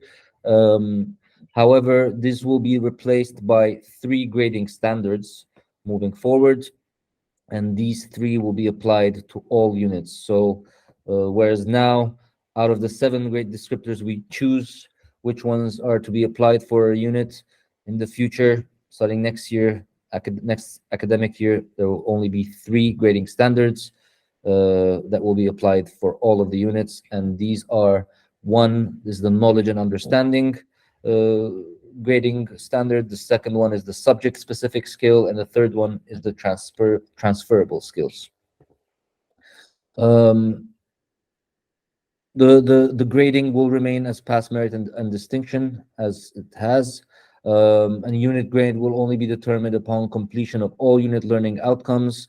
So after all assignments have been completed and passed, can the tutor award final grades. So what does this mean for colleges? Well, it means that they will have to devise an assessment plan and modify briefs to meet the new grading standards. So they will need to communicate the criteria for merit and distinction for each new grading standards, components and subcomponents. So there will be a revised assignment brief, which I will show you right now. So we looked at an assignment brief this morning, which will the one we saw in the morning is the one that is to be used for this current year that you will be going out on your visits. But for future, for reference only, this is only for you to be aware. Do not be worried about the finer details. But in the future, this will be how the assignment brief will look like. In the first part, you will have the students, they will get their information about what is expected from them and how they will be graded, and what they should demonstrate to get a merit or distinction. This will be in this section as well, letting them know how they will be graded. As we go down, these are the new grading standards. So there will be an explanation for each. So this one is for merit, and this one for distinction. This is for students to know how they can achieve the best grade for the unit. And there will be all kind of contextual information on how this can be achieved for the particular unit or the particular assessment for the unit.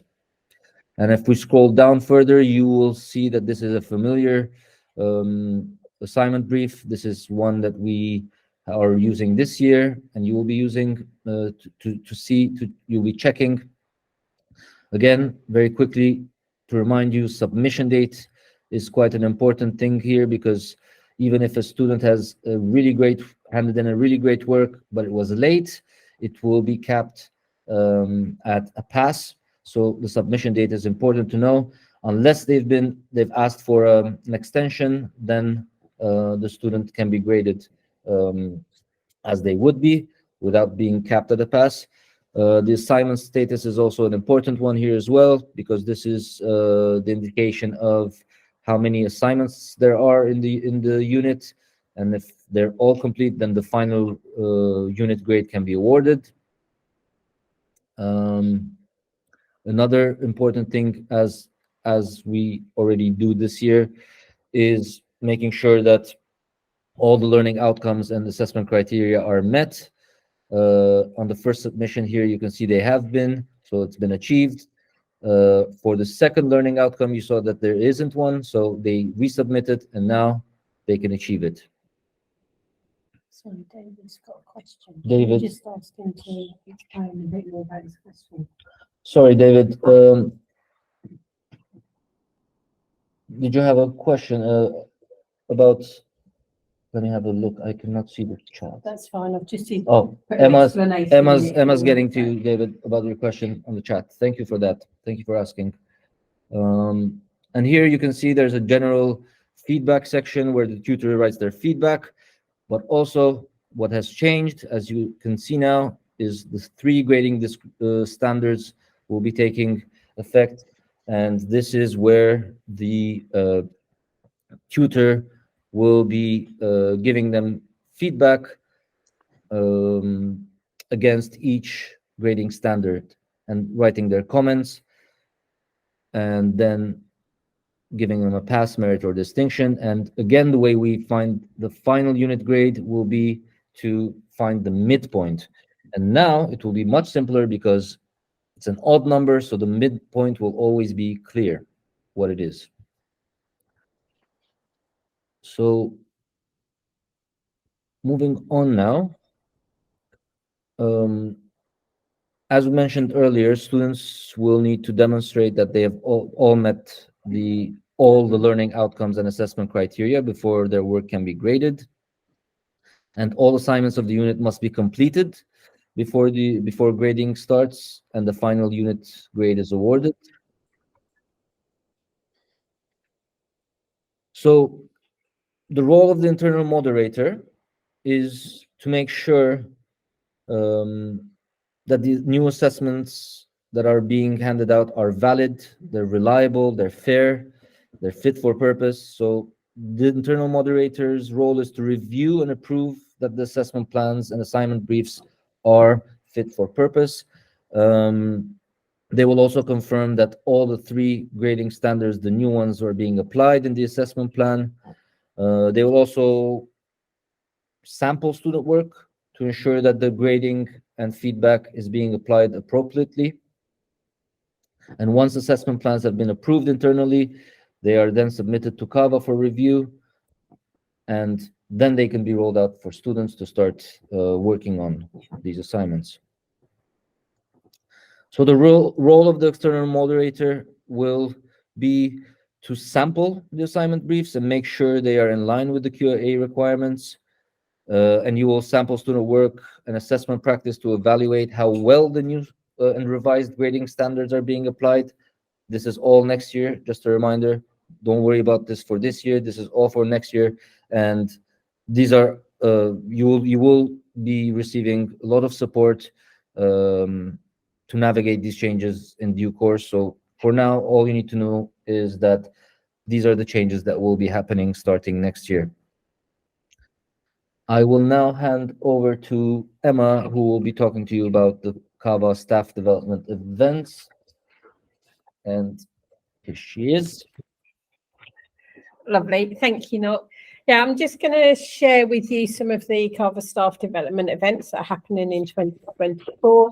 The ones that I am going to show you are optional, so you're not required to attend, but then we're going to have lots of opportunities next year to kind of talk about and work with the new grading standards that are coming in that Norca's just shared with you.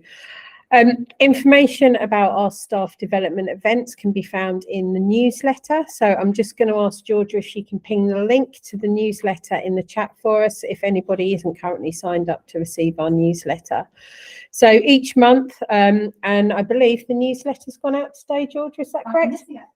Yeah, so our newsletter has gone out for December, and in December we've got information on the pre-access and standardization events which are taking part with a link that you can click on to register for your attendance. So without further ado, let's look at what's happening. So our first event in the calendar year for 2024 is the pre-access webinar. So for those of you that don't know, CAVA specialise in the access to HE diplomas and pre-access qualifications. So we run a suite of 3 qualifications for pre-access that are linked to employment, training and personal development skills. So we offer an award, a certificate and a diploma. So the first session, the pre-access webinar, is going to be an hour session where we're inviting all of our members who currently don't run pre-access to attend.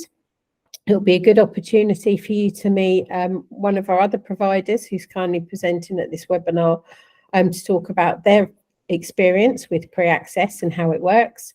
We'll have an opportunity to discuss a range of benefits that can help you retain students when it comes to the access to HE diplomas, because we've found that many of the students who complete a level 2 pre-access course prior to joining the access to HE diploma programs, those students are retained.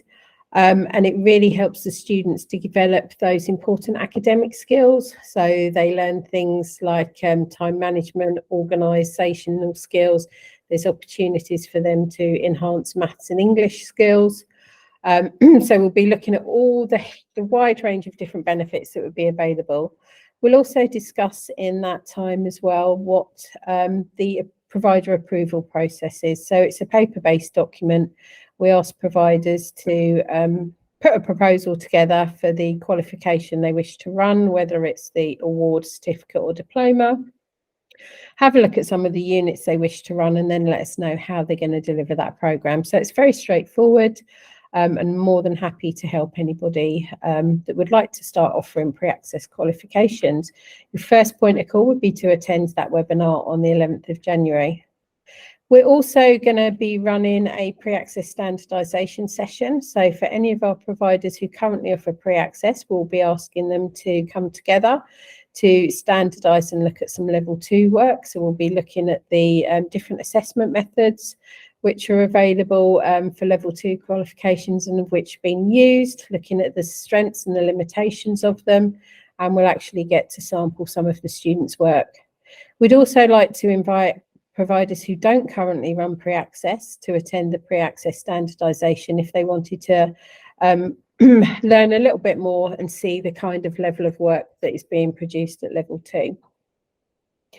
The other key events that we strongly recommend that you attend, if possible, is our standardisation events. So on the 6th of February in the morning, we'll be running a standardisation event aimed at humanities subjects. And in the afternoon, it will be creative arts. I hope I'm getting this the right way around, Georgia, but Georgia will correct me if I'm wrong, but there is more information in the newsletter. And then on the 7th of February, we'll be running standardisation events around science. So it's a really good opportunity. We're going to make it as interactive as we possibly can, and we'll be looking at the grading standards and carrying out some practical activities for you to get to grips with the grading standards, what it means and how we can implement some of the changes. We're also going to be running a quality assurance workshop on the 1st of May. So each year, again, this is based on provider feedback, what you feel that you would need like additional support or training in. And I believe this is going to focus around the QAA changes as well. So we've got lots of opportunities coming up in the new year to support you, to work with you, to make sure that our providers are fully ready for the new changes that are being implemented, and you as external moderators know what you can do to support the providers as well with those changes.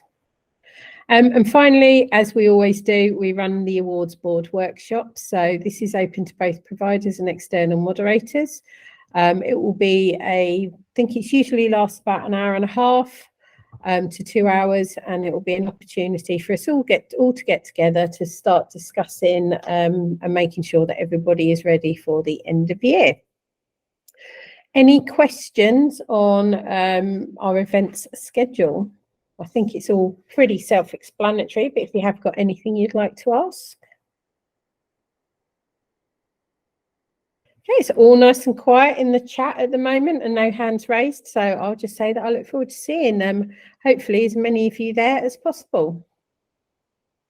I'm now going to hand back to Nork, who will give you an introduction to our first workshop. Thank you, Nork. Thanks, Emma. So the aim now of this session really is to consider the successes and the challenges you've encountered as in external moderation in 22-23. So this session will really provide the opportunity to share good practice, any thoughts or concerns you have for external moderation this year. So in your groups, consider the following discussion questions. I would just like to ask you to open the link that will be sent to you now that contains these discussion questions, because you will not be able to access it when we put you in the breakout rooms. And one more thing I would like to ask you is to nominate possibly a speaker from your group to provide feedback from your discussions during the plenary when we're back. So in the next 30 minutes, we'll put you in breakout rooms for the next 30 minutes, and we will reconvene back when 1:45. And to have a wider discussion about anything that has come up that you think you'd like to share with the wider team. And we'll be popping in to the breakout sessions as well, just to check in on you. Hi everyone, welcome back.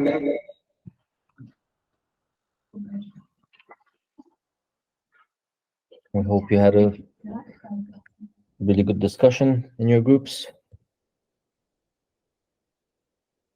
I'm just waiting to see if we have everyone back. Yeah. We're all back. Yeah. So this session now is just to just give feedback and share your thoughts on any of the important things that have come up during your discussions in the breakout rooms. So we will just nominate people from any group who would like to talk us through some of the things that were discussed, or any of the questions that you might have. Please feel free to share those. And this is the whole point of this meeting right now, this session. Do we have someone from the first breakout room? Which group was that? Lynn's? That was Lynn's breakout room. Hello. Hi.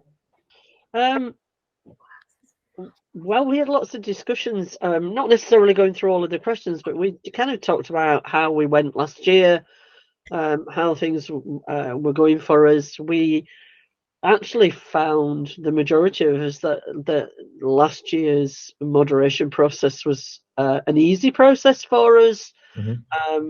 That we felt, certainly with the ones we were talking about, some great communication, easy to arrange our visits. The documentation that we received was detailed, and some high quality. I think Craig and I were at the same institution, and so we had some really, really positive things. I know we had I think it was Chris talking about there were some issues with standardizing documents that he picked up on his visit, but again, nothing. I don't think any of us came up with any particular major issues. I think the best practice was about communication and for most of us, real clear standardization of the documents that we got and processes. I don't know, Craig, if you or Chris or Rob, if there was anything else to add.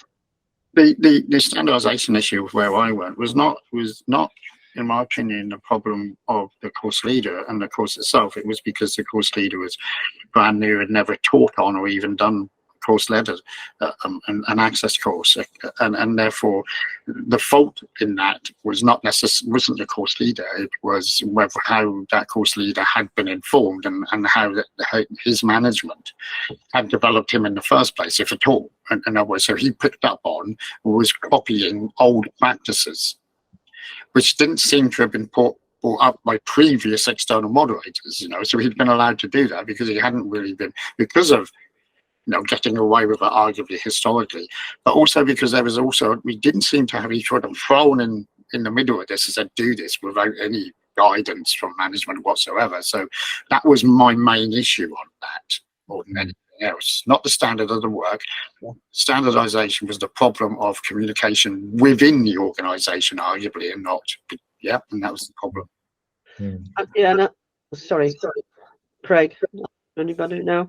I was going to say the other thing we were talking about really was for this year really, which was the looking at how the new processes, the new units had to be developed, and it seemed certainly that the teams in our group were on track with it regarding moving to kind of 3 credits less 9 credit units, but again it's about, I suppose, that support from CAVA, making sure that the things online are accurate and represent what people want to do. I mean, Chris had a really good idea in kind of getting rid of a 6 credit unit and putting 2 3 ones together that actually would have covered what his 6 credit unit was covering. So it's just about the fact that that the information is available on the website, that it's accurate for the units that are available. I think that was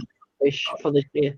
I had to keep rethinking because I'd be looking on the sheets and what have you, the list of, and it would say 6 credits when actually you click on it, it's 9 credits, etc. So I came across at least 2 or 3 of those. Well, 2 of those definitely, which means I then, once I thought I'd planned my units, I then had to think, well, hold on, I'm going to have to change this now. As opposed to, I mean, without having to go through the hassle of trimming a 9 credit down to a 6 credit or 6 down to a 3 credit. So there are some inaccuracies out there between the list of what's said to be whatever credits that is and the actual units themselves. But hopefully, that happens because there's a lot of them there to check. But hopefully these errors will, other people doing this, these will be spotted for CAVA so they can rectify it. So I'm not criticizing you guys. I'm just saying that this happens when you have hundreds of units. Yeah. And it's also something that there's going to be a lot of staff in every college that, not just for CAVA, but every college that are going to have to do this because it's an HEA kind of a QA kind of guideline really. So it's from our perspective, it's having CAVA's support behind us to make sure that they're there to answer questions whenever they're needed regarding all these kind of recrediting of our programs. But I suppose that was it. Nice chat though. We were, it was nice to catch up with people. Oh, that's really, really great to hear. Especially how if you've needed CAVA's assistance on anything, that you've been able to find that's also a really good positive thing. I was wondering if anyone else from the group wanted to add anything on that discussion. Then we can move on to another group's reflections, please. We have the second breakout group was who? Alicia's group. Yeah, sorry, I don't think we actually nominated someone, but I'm happy to speak for what the group discussed, and then if anybody wants to add anything, they can. Yeah, so similar to the other group, really, we didn't really say about many challenges that we felt like we faced. There were some just general things that could be expected sometimes, which is accessing documents, but that was mostly quickly resolved anyway, so that wasn't too much of an issue. And just making sure that we can look through everything in time, because it was a couple of us discussing, it was our first time being external moderators last year, so it was kind of when we went to do our first visit, thinking all the things we need to look through, and then kind of feedback to the team and everything. So it wasn't necessarily a challenge, because it was just doing it for the first time and kind of making sure that we'd done that in advance and had everything that we needed. So the good practice though, so some of the things that we felt that helped with the external moderation visits was taking the Google Doc version of the EM report with us, because that could help guide some of the things that we're looking for, make sure we can tick off everything that we need to, and add comments as we go, and then we can just transfer that across to the Google form. Also as well to we know that the communication is going out about the providers giving us access to sort of samples and stuff prior to the visit, and we found that really helpful to give us a bit of extra time to look through things. So we'll be continuing with that this year, and the CAVA planner is also really good as well to make sure that we know where we are, and if we feel that something needs to be done, we just check on the planner to see if we've maybe missed anything or where we are for the month and stuff like that. And also one of the comments was one of the lead moderators had arranged a meeting or a visit where other moderators could attend, so it was on the same day, and that was quite helpful, having the discussion. I think as the moderator, any new moderators as well, that can be useful for them, and also just sharing anything. So if there was any themes that come through of good practice, are they all doing that, or are there any sort of general themes for development? Is it across, or is it just kind of one diploma? So yeah, it helps just to hear what other people are doing. And then concerns for the year, we didn't really have too many. Like I said, for a couple of us, it was our first year of moderating last year, so now we've seen that whole year through. We feel a bit more kind of aware of the processes and what to do this year, so that's helped.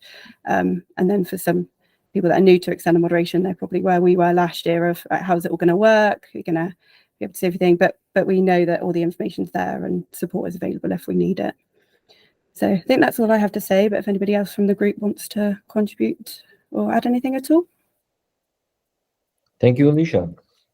Yes, please, if anyone from this group still wants to add anything, we're all ears. If not, do we have the names for the other groups? We had one more. Elaine, yeah, Elaine's group. Hello there. Hello. We possibly had more problems, I don't know. The challenges were getting the dates confirmed for the first visit, and in some cases then having those dates changed at the last minute. Other challenges were getting an actual sample to look at for the first visit. Sometimes the moderators would turn up and there was nothing, not even anything on the database.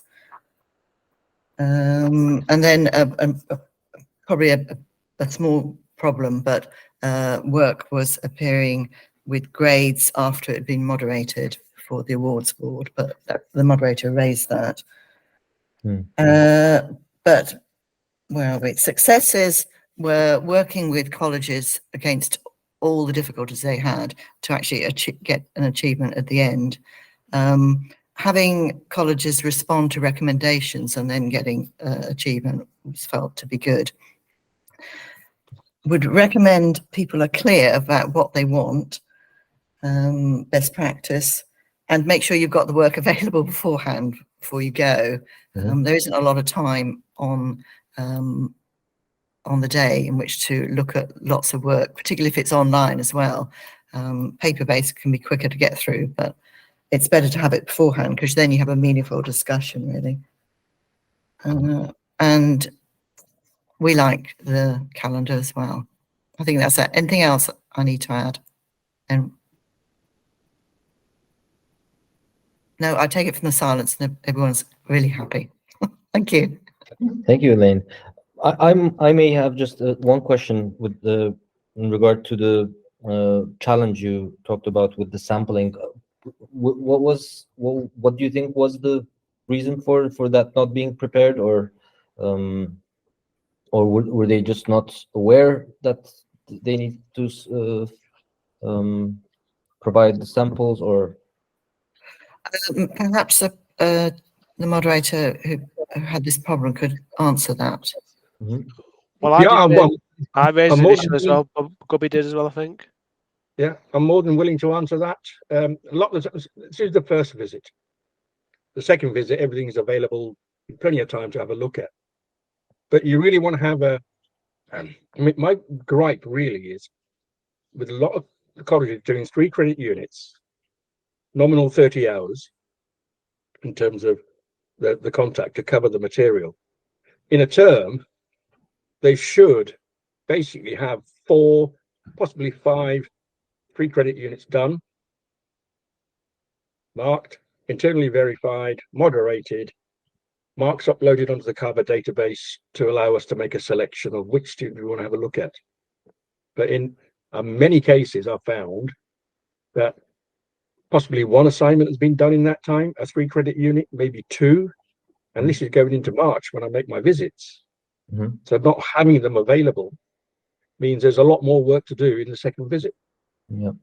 So in terms of giving them feedback, I'm feeding back on 1, possibly 1 unit, maybe 2 units.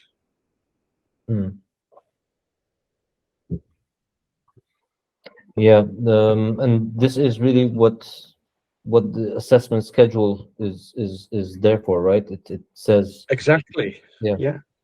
It should say when all the assessments are expected to take place. But yeah, I completely understand that in your second visit, everything you'll have much more things to look at than in your first visit, where most of the assessment schedule is usually pushed back to a later date, so you wouldn't have that many, right, to look at in the first visit. Yes, possibly, yeah. But I still see why some colleges have to do a long and thin for a 3 credit and not have it available. Because it's much easier to get them done in short blocks. Get them out of the way, they can move on to the next one. Yeah, I agree. I agree with that. David, I saw that you were also wanted to contribute with something. Yeah, I think most of it's been covered, but it's obviously, I think the comment came from 2 of us. It's just that, yeah, there's no. It comes down to February. I think I had a case where I had a centre had no grades on the CAVA database, so I wasn't able to really think about my sample before I went. When I got there, it was just like Gubby said, it was a bit bitty. I mean, I might have got an assignment 1 for about 3 or 4 different units, and the assessment plan clearly indicated that some work should have been done. Okay. But you can't obviously block a centre for the first visit, so it kind of irons itself out for the second visit. But then you've got a mountain of work to work your way through for the second visit, when it'd be ideal if you could get a feel and do some of it at the first visit. There seems a reluctance to share the work with you, as though there's something wrong with it, or they feel there's something wrong with it. But it's been IV, so there shouldn't be an issue. Yeah. Yeah, Emma has also just put a response in the chat.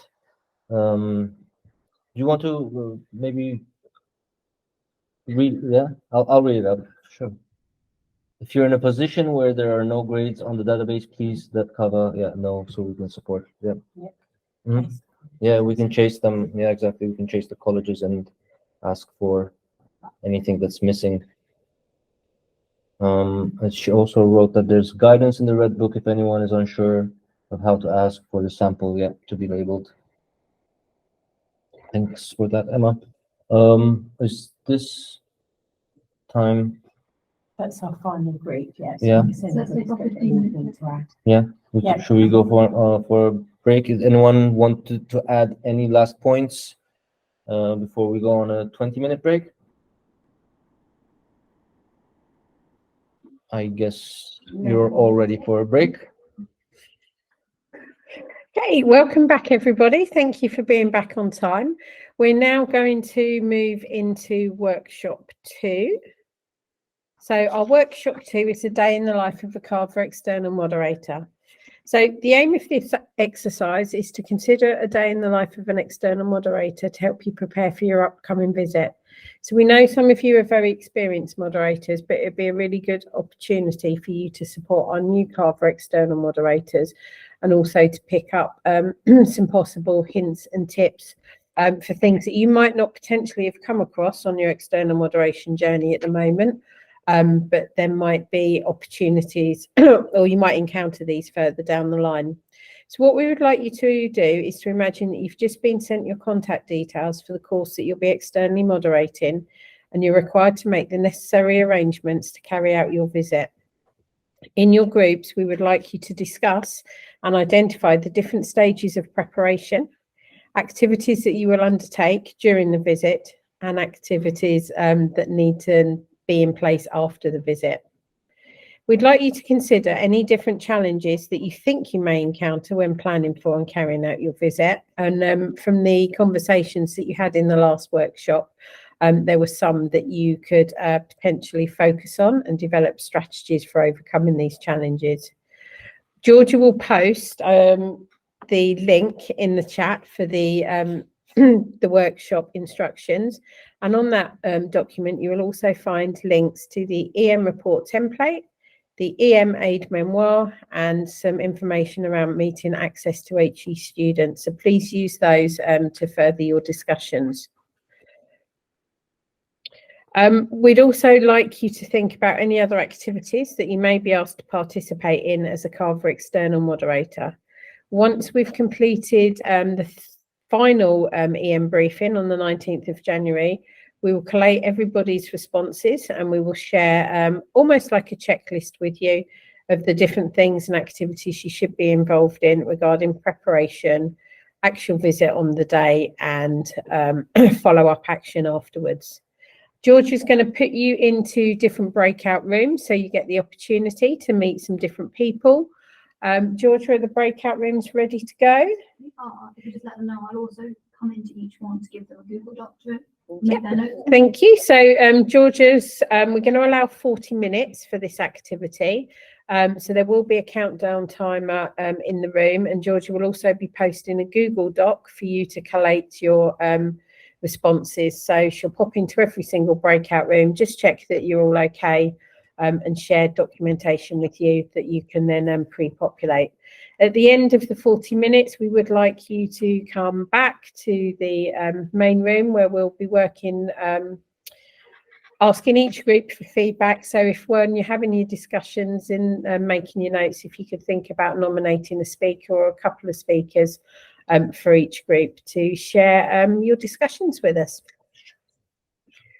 Any questions before we go? Oh, the discussion questions. No, we don't have them for this one. Sorry. Thanks, Noel. The discussion, George is going to post the workshop sheet in the rooms for them. Lovely. Thank you very much. If you would now like to exit and go into your breakout rooms.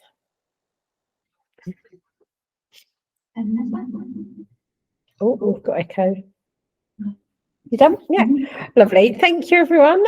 Hopefully you found that a useful activity, and it was a good opportunity to share experiences and just discuss some of the details for things you need to think about. What I'd like to do now is ask each breakout room to present back on and share your discussions on one of the areas.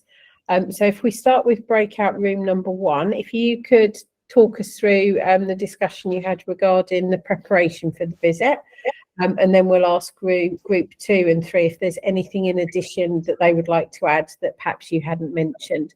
So Can you not just share the document, Emma? Sorry? Can you not just share the document we've just been writing on them? Right, hang on. Chris, you're asking me technical questions here. Just let me consult my IT. Okay. Sorry, no, I can't, not able to do that. Okay, sorry, George is just going to come and help me, but if we can. Yeah, share it in the chat.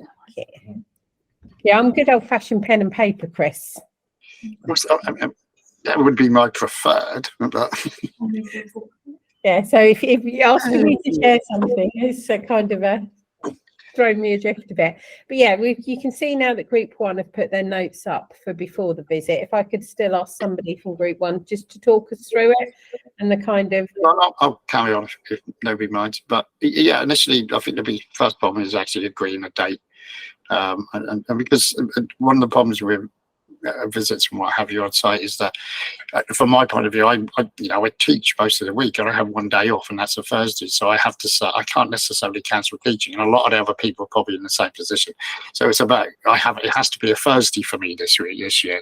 Now that doesn't say that if student I'm just to see the staff, but if to see students, then I've said I will arrange Teams meeting with those students to see them online at a different time. So initially it's about agreeing a date, and I kind of like that communication with the course leaders or whoever you're communicating with to actually decide on that particular date. So I think that's probably the first headache to get over. Now we had Kim in our group, this is like her first year, so we were kind of like trying to prep her as much as possible in the nicest way, because it's all a bit scary the first time you do it. So we ended up a list really for Kim, for the newbie at the end of the day as well. It was really useful, thank you. Yeah. So and at the same time trying to allay her nerves at the same time. Yeah, it's just about contact initially is the biggest headache, and setting that date, and also making sure that that date then doesn't change for some reason, that it's written in stone, so to speak.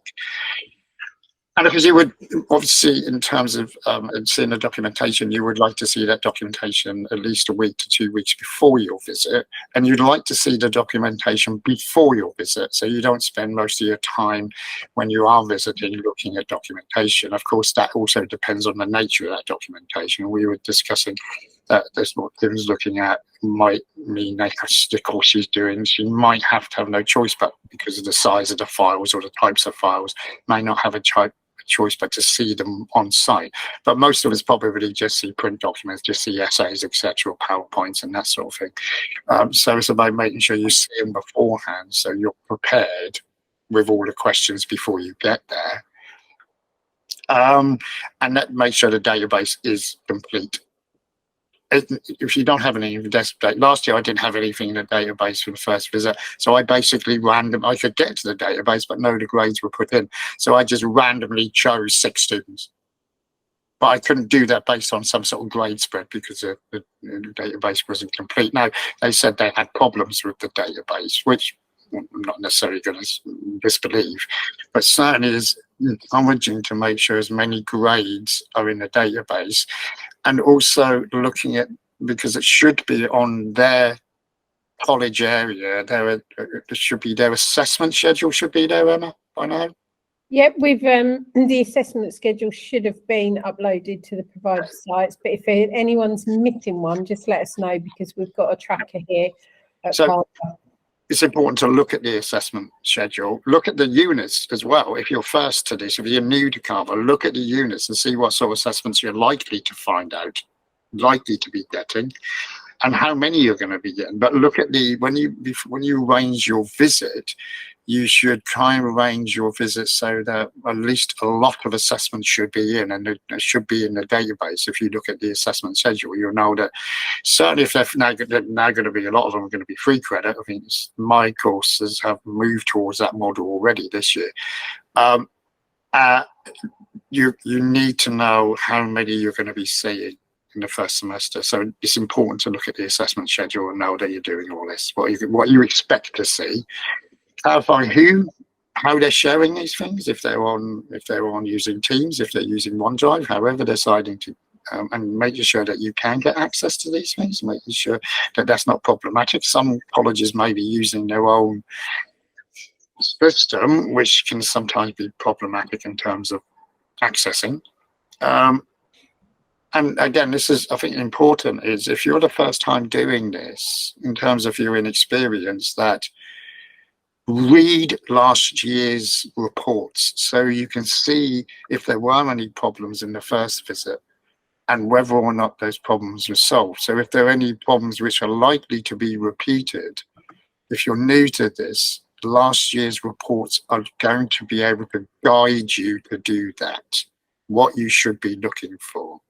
And if problems existed, whether or not they've been solved this first visit compared to the year before. I think that's really important for people who this is their first time. Look at the previous reports. Yeah, that's something we've recommended as well, Chris, when we've met with the new EM. So thank you for raising that. That, yeah, for them to get a view of what happened for external moderation the year before they joined, go onto the provider site and access the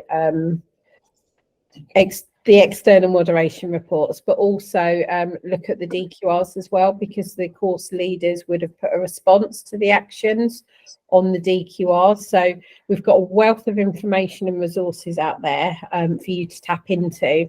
And part of, if there were actions, obviously they might not have implemented them by the time that you carry out your next visit, but you need to address it with them when you're talking to the course team. So how are you getting on working towards these actions? And another thing that you said that was particularly key as well is make sure you've got access to the samples. So if they're using a system you're not familiar with, just keep communicating with the college until you can get access. So again, the more times you contact the college, the more you're starting to develop those effective working relationships as well. And it might be an issue that their college isn't aware of, that you can access them, but then it'll be resolved for next time for you. So I think it's simply be if they're using Teams or something like that, they haven't ticked a box or done something that gives you access to the. I think it's usually a very quick fix, isn't it? That if it can be sorted out in advance rather than waiting until you get to the visit and say, well, actually, I couldn't access any of the samples. So you've got some really good ideas on there. Yep, set the agenda for the visit as well. So that's the beauty of having the samples in advance. You can then start preparing your questions that you might want to ask and other areas that you want to look into. Yeah, and if you haven't got access to the assessment schedule, please make sure that you contact CAVA. And if we've received it from the college, we can make sure that we share that with you as well. Who is the main EM? That was a good point. Do you want to just expand on that one a little bit for us, Chris? Yeah, I'm not sure. I didn't write that. I mean, so I don't know who wrote that. Well, no, for my centres, there's often a lead. So I've been into centres where I'm not the only one going down on the day, so they tend to coordinate the visit. So we all go down on the same day. So, and obviously, if you're inexperienced, it's always good to have a more experienced contact. Yeah, definitely, David. So if any of you, again, we can let you know if there's more than one EM at a college, you'll have a lead EM. And again, when it comes to the awards board, the lead IM and all the other external moderators will be attending that awards board. If you are in a small college with a small provision, so Tom, for example, with Hartpury, you won't have a lead EM, but you'll have a CAVA representative. So I'll be attending Hartpury's awards board with you to support you on the day. But yeah, definitely, if you've got any like kind of queries or anything like that, get in contact with the main EM, and again, we can share details. Sorry, Chris. I think this is important if you are new to this and you are a subject moderator and not a course moderator. They get in touch with the lead moderator and have a discussion, a meeting with them prior. So I did last year when I did the health and science ones at the college I was doing for that. I had a meeting with, I think, Gubby beforehand to find out what your approach should be. So if you're just a subject moderator, contact your lead moderator for the course.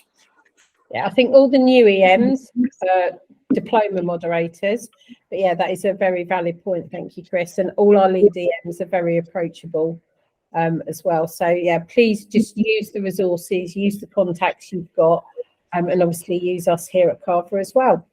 Before I just move on, was there anybody in breakout room 2 or 3 that just wanted to add anything to the kind of preparations and considerations for before your visit?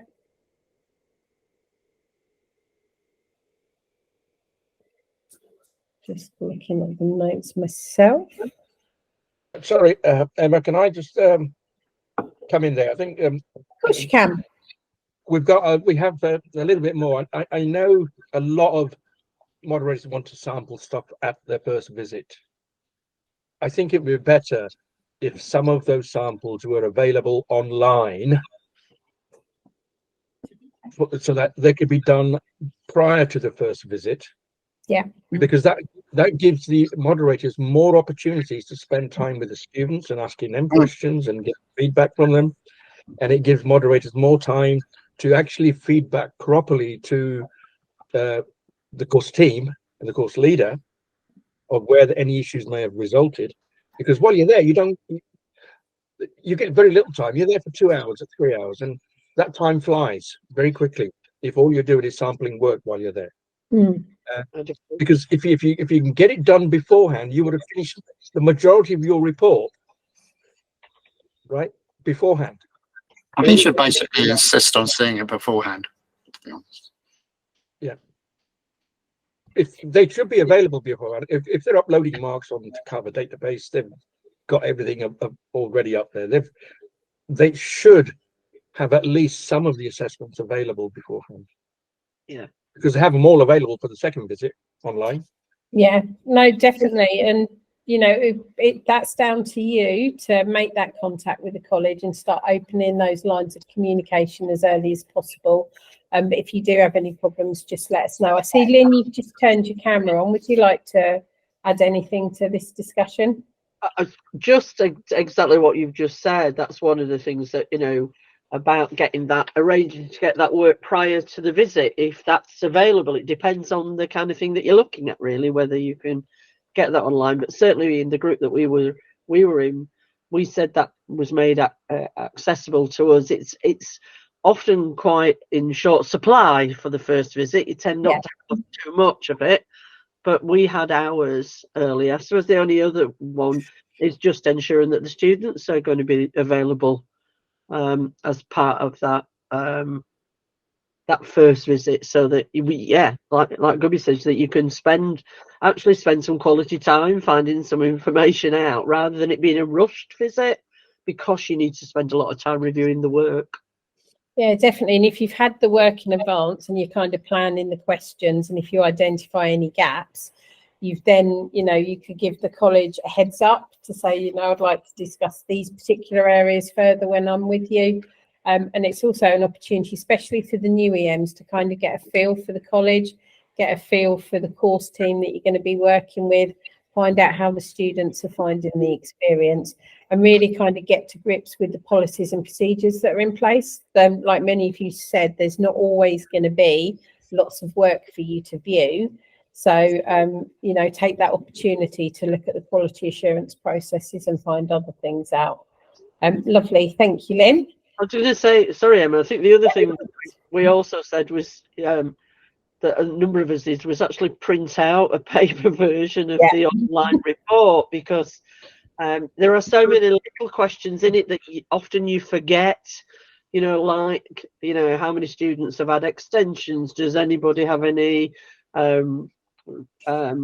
special circumstances? There's so many little things in there that often you can forget. So one of the things in our group was, you know, print out the list, because we got a new external in ours. So these were all kind of little tips, really, that you learn from years. So it's about just, you know, doing not. I get reading over the documentation, but you don't realise what you've not asked until you sit down to write the report, and then you realise you've not asked half a dozen of the questions. So you've got to email and find that extra of information out. Really, I think that was the only one from our group that wasn't on there. No, definitely, because if you've then got to email the college to ask for additional information, that's cutting into the time span that you have to submit your report to CAVA. Exactly. You know, and you might not get the response for a couple of days. It's really good to see that you've kind of picked up on that as well, because that's something that we suggest people do. But the fact that experienced external moderators are actually doing that and finding it useful and beneficial is really good news. And what I particularly just picked up on there, Lynn, and liked is I like the fact that you said, you know, there's tips and tricks for your new external moderator. So in your discussions, all of you, it sounds like you're really kind of supporting the new EMs that you were with. And it might be that when more experienced one has taken away a tip with them as well, but they hadn't potentially thought of doing that. So no, thanks ever so much for everybody, you know, supporting each other. I think I'm just going to say for the new ones, and I think, you know, what we said in our group is, or agreed in our group, is that external moderators who are new to this, you should realise actually you're the boss in the room. That in reality that they're there to, in a sense, please you, you know, and don't forget that, you know, nobody should have. The worst thing you can do is annoy your external moderator. Simple as that. So realise that although it's not a lot of power, you have some power there, you know, to guide events and how they're going. And I think that's important for new ones to realise that. I don't mean be overly dictatorial or what have you, but you know, you do have some power. No, I'm glad you said that, Chris, that you're not overly dictatorial. No, of course not. Yeah, but at the end of the day, I put my uniform on, especially for the day. I mean, I'm not overly dictatorial. Yeah, no, that's where the critical friend role comes in. So, like one of the values, yeah, to support, to provide advice and guidance. But if you do find something that you're not particularly happy about and you want to investigate further, then yes, you know, please look into things further. And if you need support from CAVA on it, you know, you can just ask. Shall we go to number 2 then? So what we do on the visit. I think George has just shared that for group 2. Thank you. So I'm going to ask breakout room 2 if you would just like to start for us. Georgia, can you remind me who was in breakout room 2, please? Yep. So anybody like to present back from group 2? I don't mind. I just want to give Judy sends an apology. She typed it all up, but she had to leave to sort some. That's fine. We're made aware of that. Yeah. Well, Alicia, you've spoken already. Lynn, you've spoken already. Rob, I know you're new to this, but I don't know if you wanted to share in the discussion. We really don't mind who presents back. Lynn, I think it's over to you then. Thank you. I suppose that's what I mean. I think when we were doing this, I think we realised that we should all be saying the same things, really, about what we were doing. But some of the things that you said there, we've talked about, you know, making sure that you take the templates with you. You know, there's some good links to the calendar. You know, with the calendar for the first meeting letter. It's got some kind of good briefing points that you can get to take with you. Obviously, just print out or take any templates that you want. So we talk about getting it beforehand. There's no point getting it beforehand and leaving it with you. Make sure you take it before you go. Speaking to the staff and the students in separate meetings. What we tended to find is that the students were the easy one. The staff were often the harder ones to pin down for the meeting, and that can be difficult when you've got very small groups of staff that are doing the majority of the teaching, and the students are in on the day that you're there because you tend to go when the students are in because you want to see the students, but then staff are teaching as well. But you know, talking to the staff and also giving time to feedback for some of the things that you've got to the course leader and to the staff. We talked about I'm trying reading what she wrote. I talked about arranging how we were going to arrange things for the final meeting, so to make sure that we've got all of that there. Besides all of the kind of the work, I've got to admit we didn't list the things that we would be doing on there, but it was, you know, looking at the work, looking at the sample. As we said before, ideally it's great to get the sample if you can do beforehand and review it. It enables you to have sometimes a better conversation with the staff because you've actually got something to talk about rather than just go, how's it going? And also with the students, if you've read some of the things that they've done, then you've got some understanding of maybe some of the problems they might bring up or not when you're in that meeting. We did say that one of the issues with things online is you often have difficulties in accessing the college's sites. Sometimes it's not as straightforward as here's a link and and do that. But again, what we've just said is if you are there on the day, just make sure that you pre-arrange, although it's on the arrange that somebody can log on so you can actually look at some of the stuff there. I think most of the, certainly in a lot of the programs now, most of the things are electronic. We joked about going into a room with 50 portfolios sat on desks, and you That's like the good old days, Lynn. waded your way through them all. So you know, but actually sometimes that it's easier to have them in front of you. But you know, I sound like my mum now, back in the good old days. So yeah, and it was just things that in the template. So it is about just checking all of the things that it's asking you to look at, which, you know, off the top of your head, we will probably all remember a few of them, but not all of them, which is why the template and the list and the questions are there, so you can find all of the information, make some notes on a sheet of paper or on the questions as I do, then, you know, do it for when you come back. Have a look around the colleges. It's great if to get the opportunity, if you're there, to have a look around the college, especially if it's new. Or we were talking about a new science department that had been opened at one of the new colleges, some new labs, to see how they were being used for part of the science aspect of an external, a program. And I suppose that was it, really. I don't know if was there anything else from the others in our room. You did suggest sort of preempting the getting feedback from students. Suggest to the college that you're happy to do a Teams meeting, so you're feeding them a way of doing it, which I thought was a good idea. Yeah, that was where you're getting ready. I've got to admit, I usually kind of say I'd like to arrange a Teams meeting for the final one, because I suppose it's slightly different, because you need to arrange your final lot of meeting with your students at your first one. So I tend to just say I'd like to have a Teams meeting with a group of students in the end of June or the middle of June or something like that, and kind of plant that seed, really. But I think it's often easy to try and arrange that while you're there rather than to wait. And actually, it's one of the questions on the report: how have you arranged to get feedback at your next meeting? So you know, but it's often one that you forget if you've not got your template with you, and then you kind of go, "Oh, I haven't." You know, that's perfect. And yeah, that was one of the key things key takeaways. Like you said, you took the words right out of my mouth, that if you've got somebody in front of you and you're asking the questions, it's much better to get a response then than to have to email. So to book things in, like, can I arrange to see the students, and this is how we're going to do it, is much easier to do it there and then, because that's one element of your next visit sorted that you don't have to worry about. I particularly liked as well the look around the college, particularly if there's new facilities and it's new to you.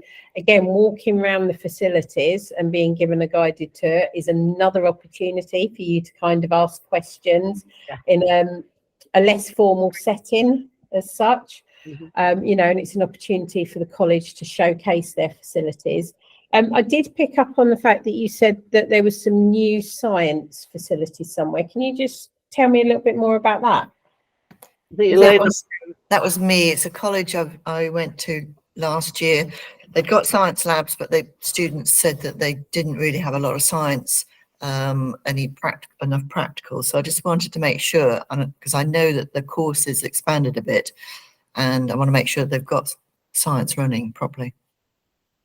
I was just wondering if it was something that perhaps we could share and like kind of promote, that this college had good science facilities for access. That was all. That's kind of no, sorry, definitely not.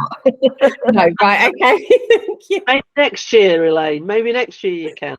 Yeah, hopefully. I was just looking for some case studies for Georgia, because we're very keen to kind of promote success stories and good facilities and stuff. But no, I will take your advice on that one, Elaine. Thank you. Just quickly before we move on to the final, what happens after your visit, was there anybody from group 1 or group 3 that kind of wanted to add something that hasn't already been said or covered? Can I again just of course you can, Gabby. It's mainly meeting with the students. I know some people think that second visit's more important. Actually, the first visit is more important to see the students, because if there are any issues, at least you can feed back to the team to give them some advice that, you know, there are issues happening here, whether they be to do with the course, whether they be to do with anything else. At least you can feed back early. Whereas if you delay that until the second visit, it's too late. Yeah, no, definitely agree with that. I also think what's important about that question, when you ask what score would you give, 5 out of 5 or whatever, from between 1 and 5. I found last year that students just automatically say 5, and in fact you have to actually dig a little to find out what the problems are, until one student finally said, the one student who's actually got the gripe was brave enough to step up and go, yeah, well, that's fine, but what about this and this was a problem, this was a problem. And then of course you end up with somewhat of a wave of these sort of things. So I think it's important to dig, because their natural impulse is just to say 5 out of 5. Yeah, you can definitely plan your questions and kind of ask open questions as well, so you get those responses. As Chris mentioned there, we do ask you to give a score, so an indication of 1 to 5 for how satisfied the students are. And then obviously there's a comment box, so we do ask you to put not necessarily a justification, but an explanation as to why you've given the score that you've given as well. And CAVA look at all the student feedback, and if there's anything that, you know, we think is of particular importance, when we send the external moderation report out to the colleges, we always say, please note student feedback, but we can't always act on the student feedback, but we make sure that the course teams review it. And then if it's something that needs to be taken forward, the college will deal with it as well. So yeah, it is really important to kind of get the student feedback and to get a feel for the experiences they're having. Okay, I'll move on to the what happens after the visit then. My colleague Georgia is super speedy on technology and is already there for us. So yeah, if I could invite group 3 to feedback, please. And Georgia, sorry if you got the names for group 3 for me. Yes, thank you. Okay, so who would like to feedback from group 3? I don't mind talking through. Oh, I thank you, Alicia. some of the bits. So yeah, so just obviously prepare and complete the external moderation report within 2 days, and make sure the recommendations are there, especially the ones that are needed ahead of the awards board. They may have already been discussed at the visit already, so the college is aware of what's going to be in the report. Also discuss potential rough dates for next visit and awards board. So we found I think, well, because I'm a moderator, but I also manage the programs. I spoke to the moderator for the college here, and even last year we were saying, oh, it was a little bit rushed last year, so should we try and bring it back a week later and stuff like that? So kind of like a rough guide, and I think we even noted it on the minutes of the awards board, like when we were kind of planning, so we could just maybe check in to see if that's kind of still a rough date that we're aiming for. Discuss sample arrangements for visit and ask for referrals to be sent prior to the second EM visit. So obviously the referrals are confirmed at the awards board at that point, any that come in sort of from after April. But it was kind of just making sure that we've got access to those to consider them prior to the awards board is really helpful. Discuss plans for student feedback for next visit. So again, that might have already been done in the, normally that's one thing you want to kind of confirm during the visit, but also just check that that's in place. So if you're using a form, I think last year, the program lead just checked in with me what type of form they're using and if I was happy with that and any suggestions. Just make sure that's going out in time. Discuss any minor or major modifications as well that may be planned ahead for next year, and just keep in touch with the course leader as well in case they've know that you're still there if they've got any questions or anything, either for the next visit if it's after visit 1 or following the awards board. Brilliant, thank you, Alicia. In terms of discuss potential dates for next visit in the awards board. The colleges have to let us know by the 15th of April what date the awards board is taking place. And I love the fact that you demonstrated there that you had your two hats on. So you had your EM hat on, but you also had your provider hat on as well.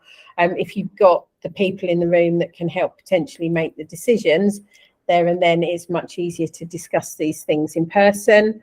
Some really good advice there for what needs to be done. In terms of the EM report, the reason we asked for it within 2 working days is because CAVA also has a tight turnaround to get the responses back to the colleges as well and share the reports with them, and particularly in the second point of external moderation, June, July time, we have to turn those EM reports around very quickly because of the UCAS upload as well. So we previously had 5 days, but we implemented the 2 working days last year, and it actually worked really well. So thank you to everybody who is an experienced CAVA EM and were able to work and meet with CAVA's tight deadlines. It was much appreciated. Definitely keep in touch with the course leader. That's really good because, again, you're maintaining those communications. And at the end of the day, you're there to kind of support them, give advice and guidance. So it doesn't, your communications with the college doesn't have to wait for specific points of external moderation.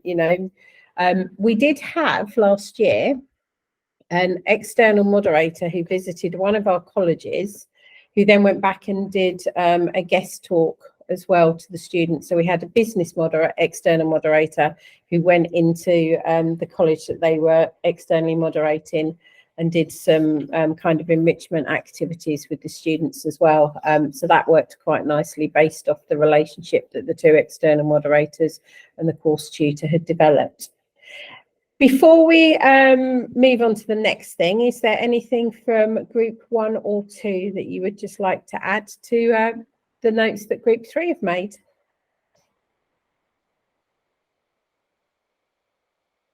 No, I think it's all gone rather quiet there. So thank you ever so much for your contributions to those discussions.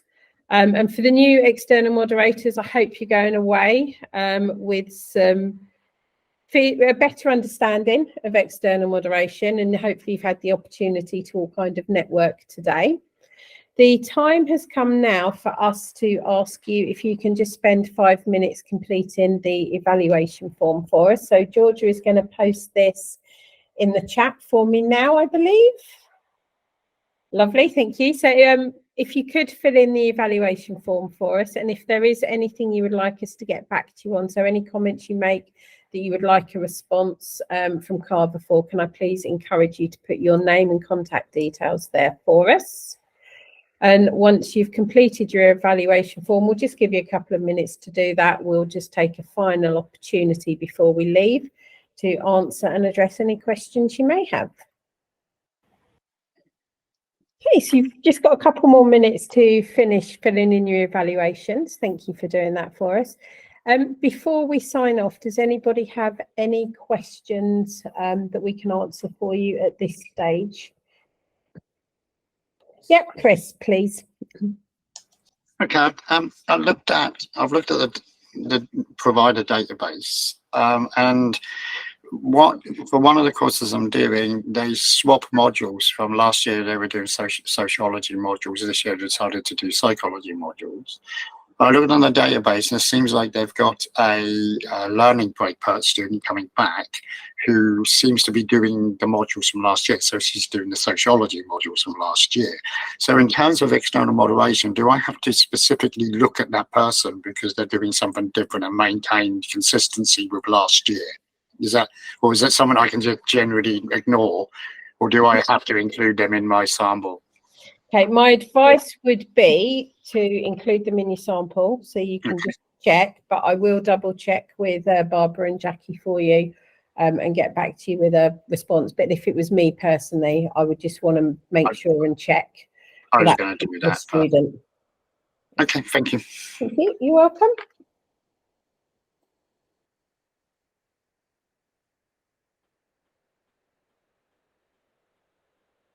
Okay, if nobody else has any questions for this meeting today, I'd just like to take this opportunity on behalf of my colleagues, Nork and Georgia, and myself to say a very big thank you for all coming today, for supporting our new external moderators, and for actively participating in the discussions and the workshops. I hope you have a lovely, we hope you have a lovely Christmas. And if you've got any questions, please feel free just to get in contact with us. Thank you very much. Thank you, everyone. Bye. Thank you. Take care. Thank you. Bye. Bye.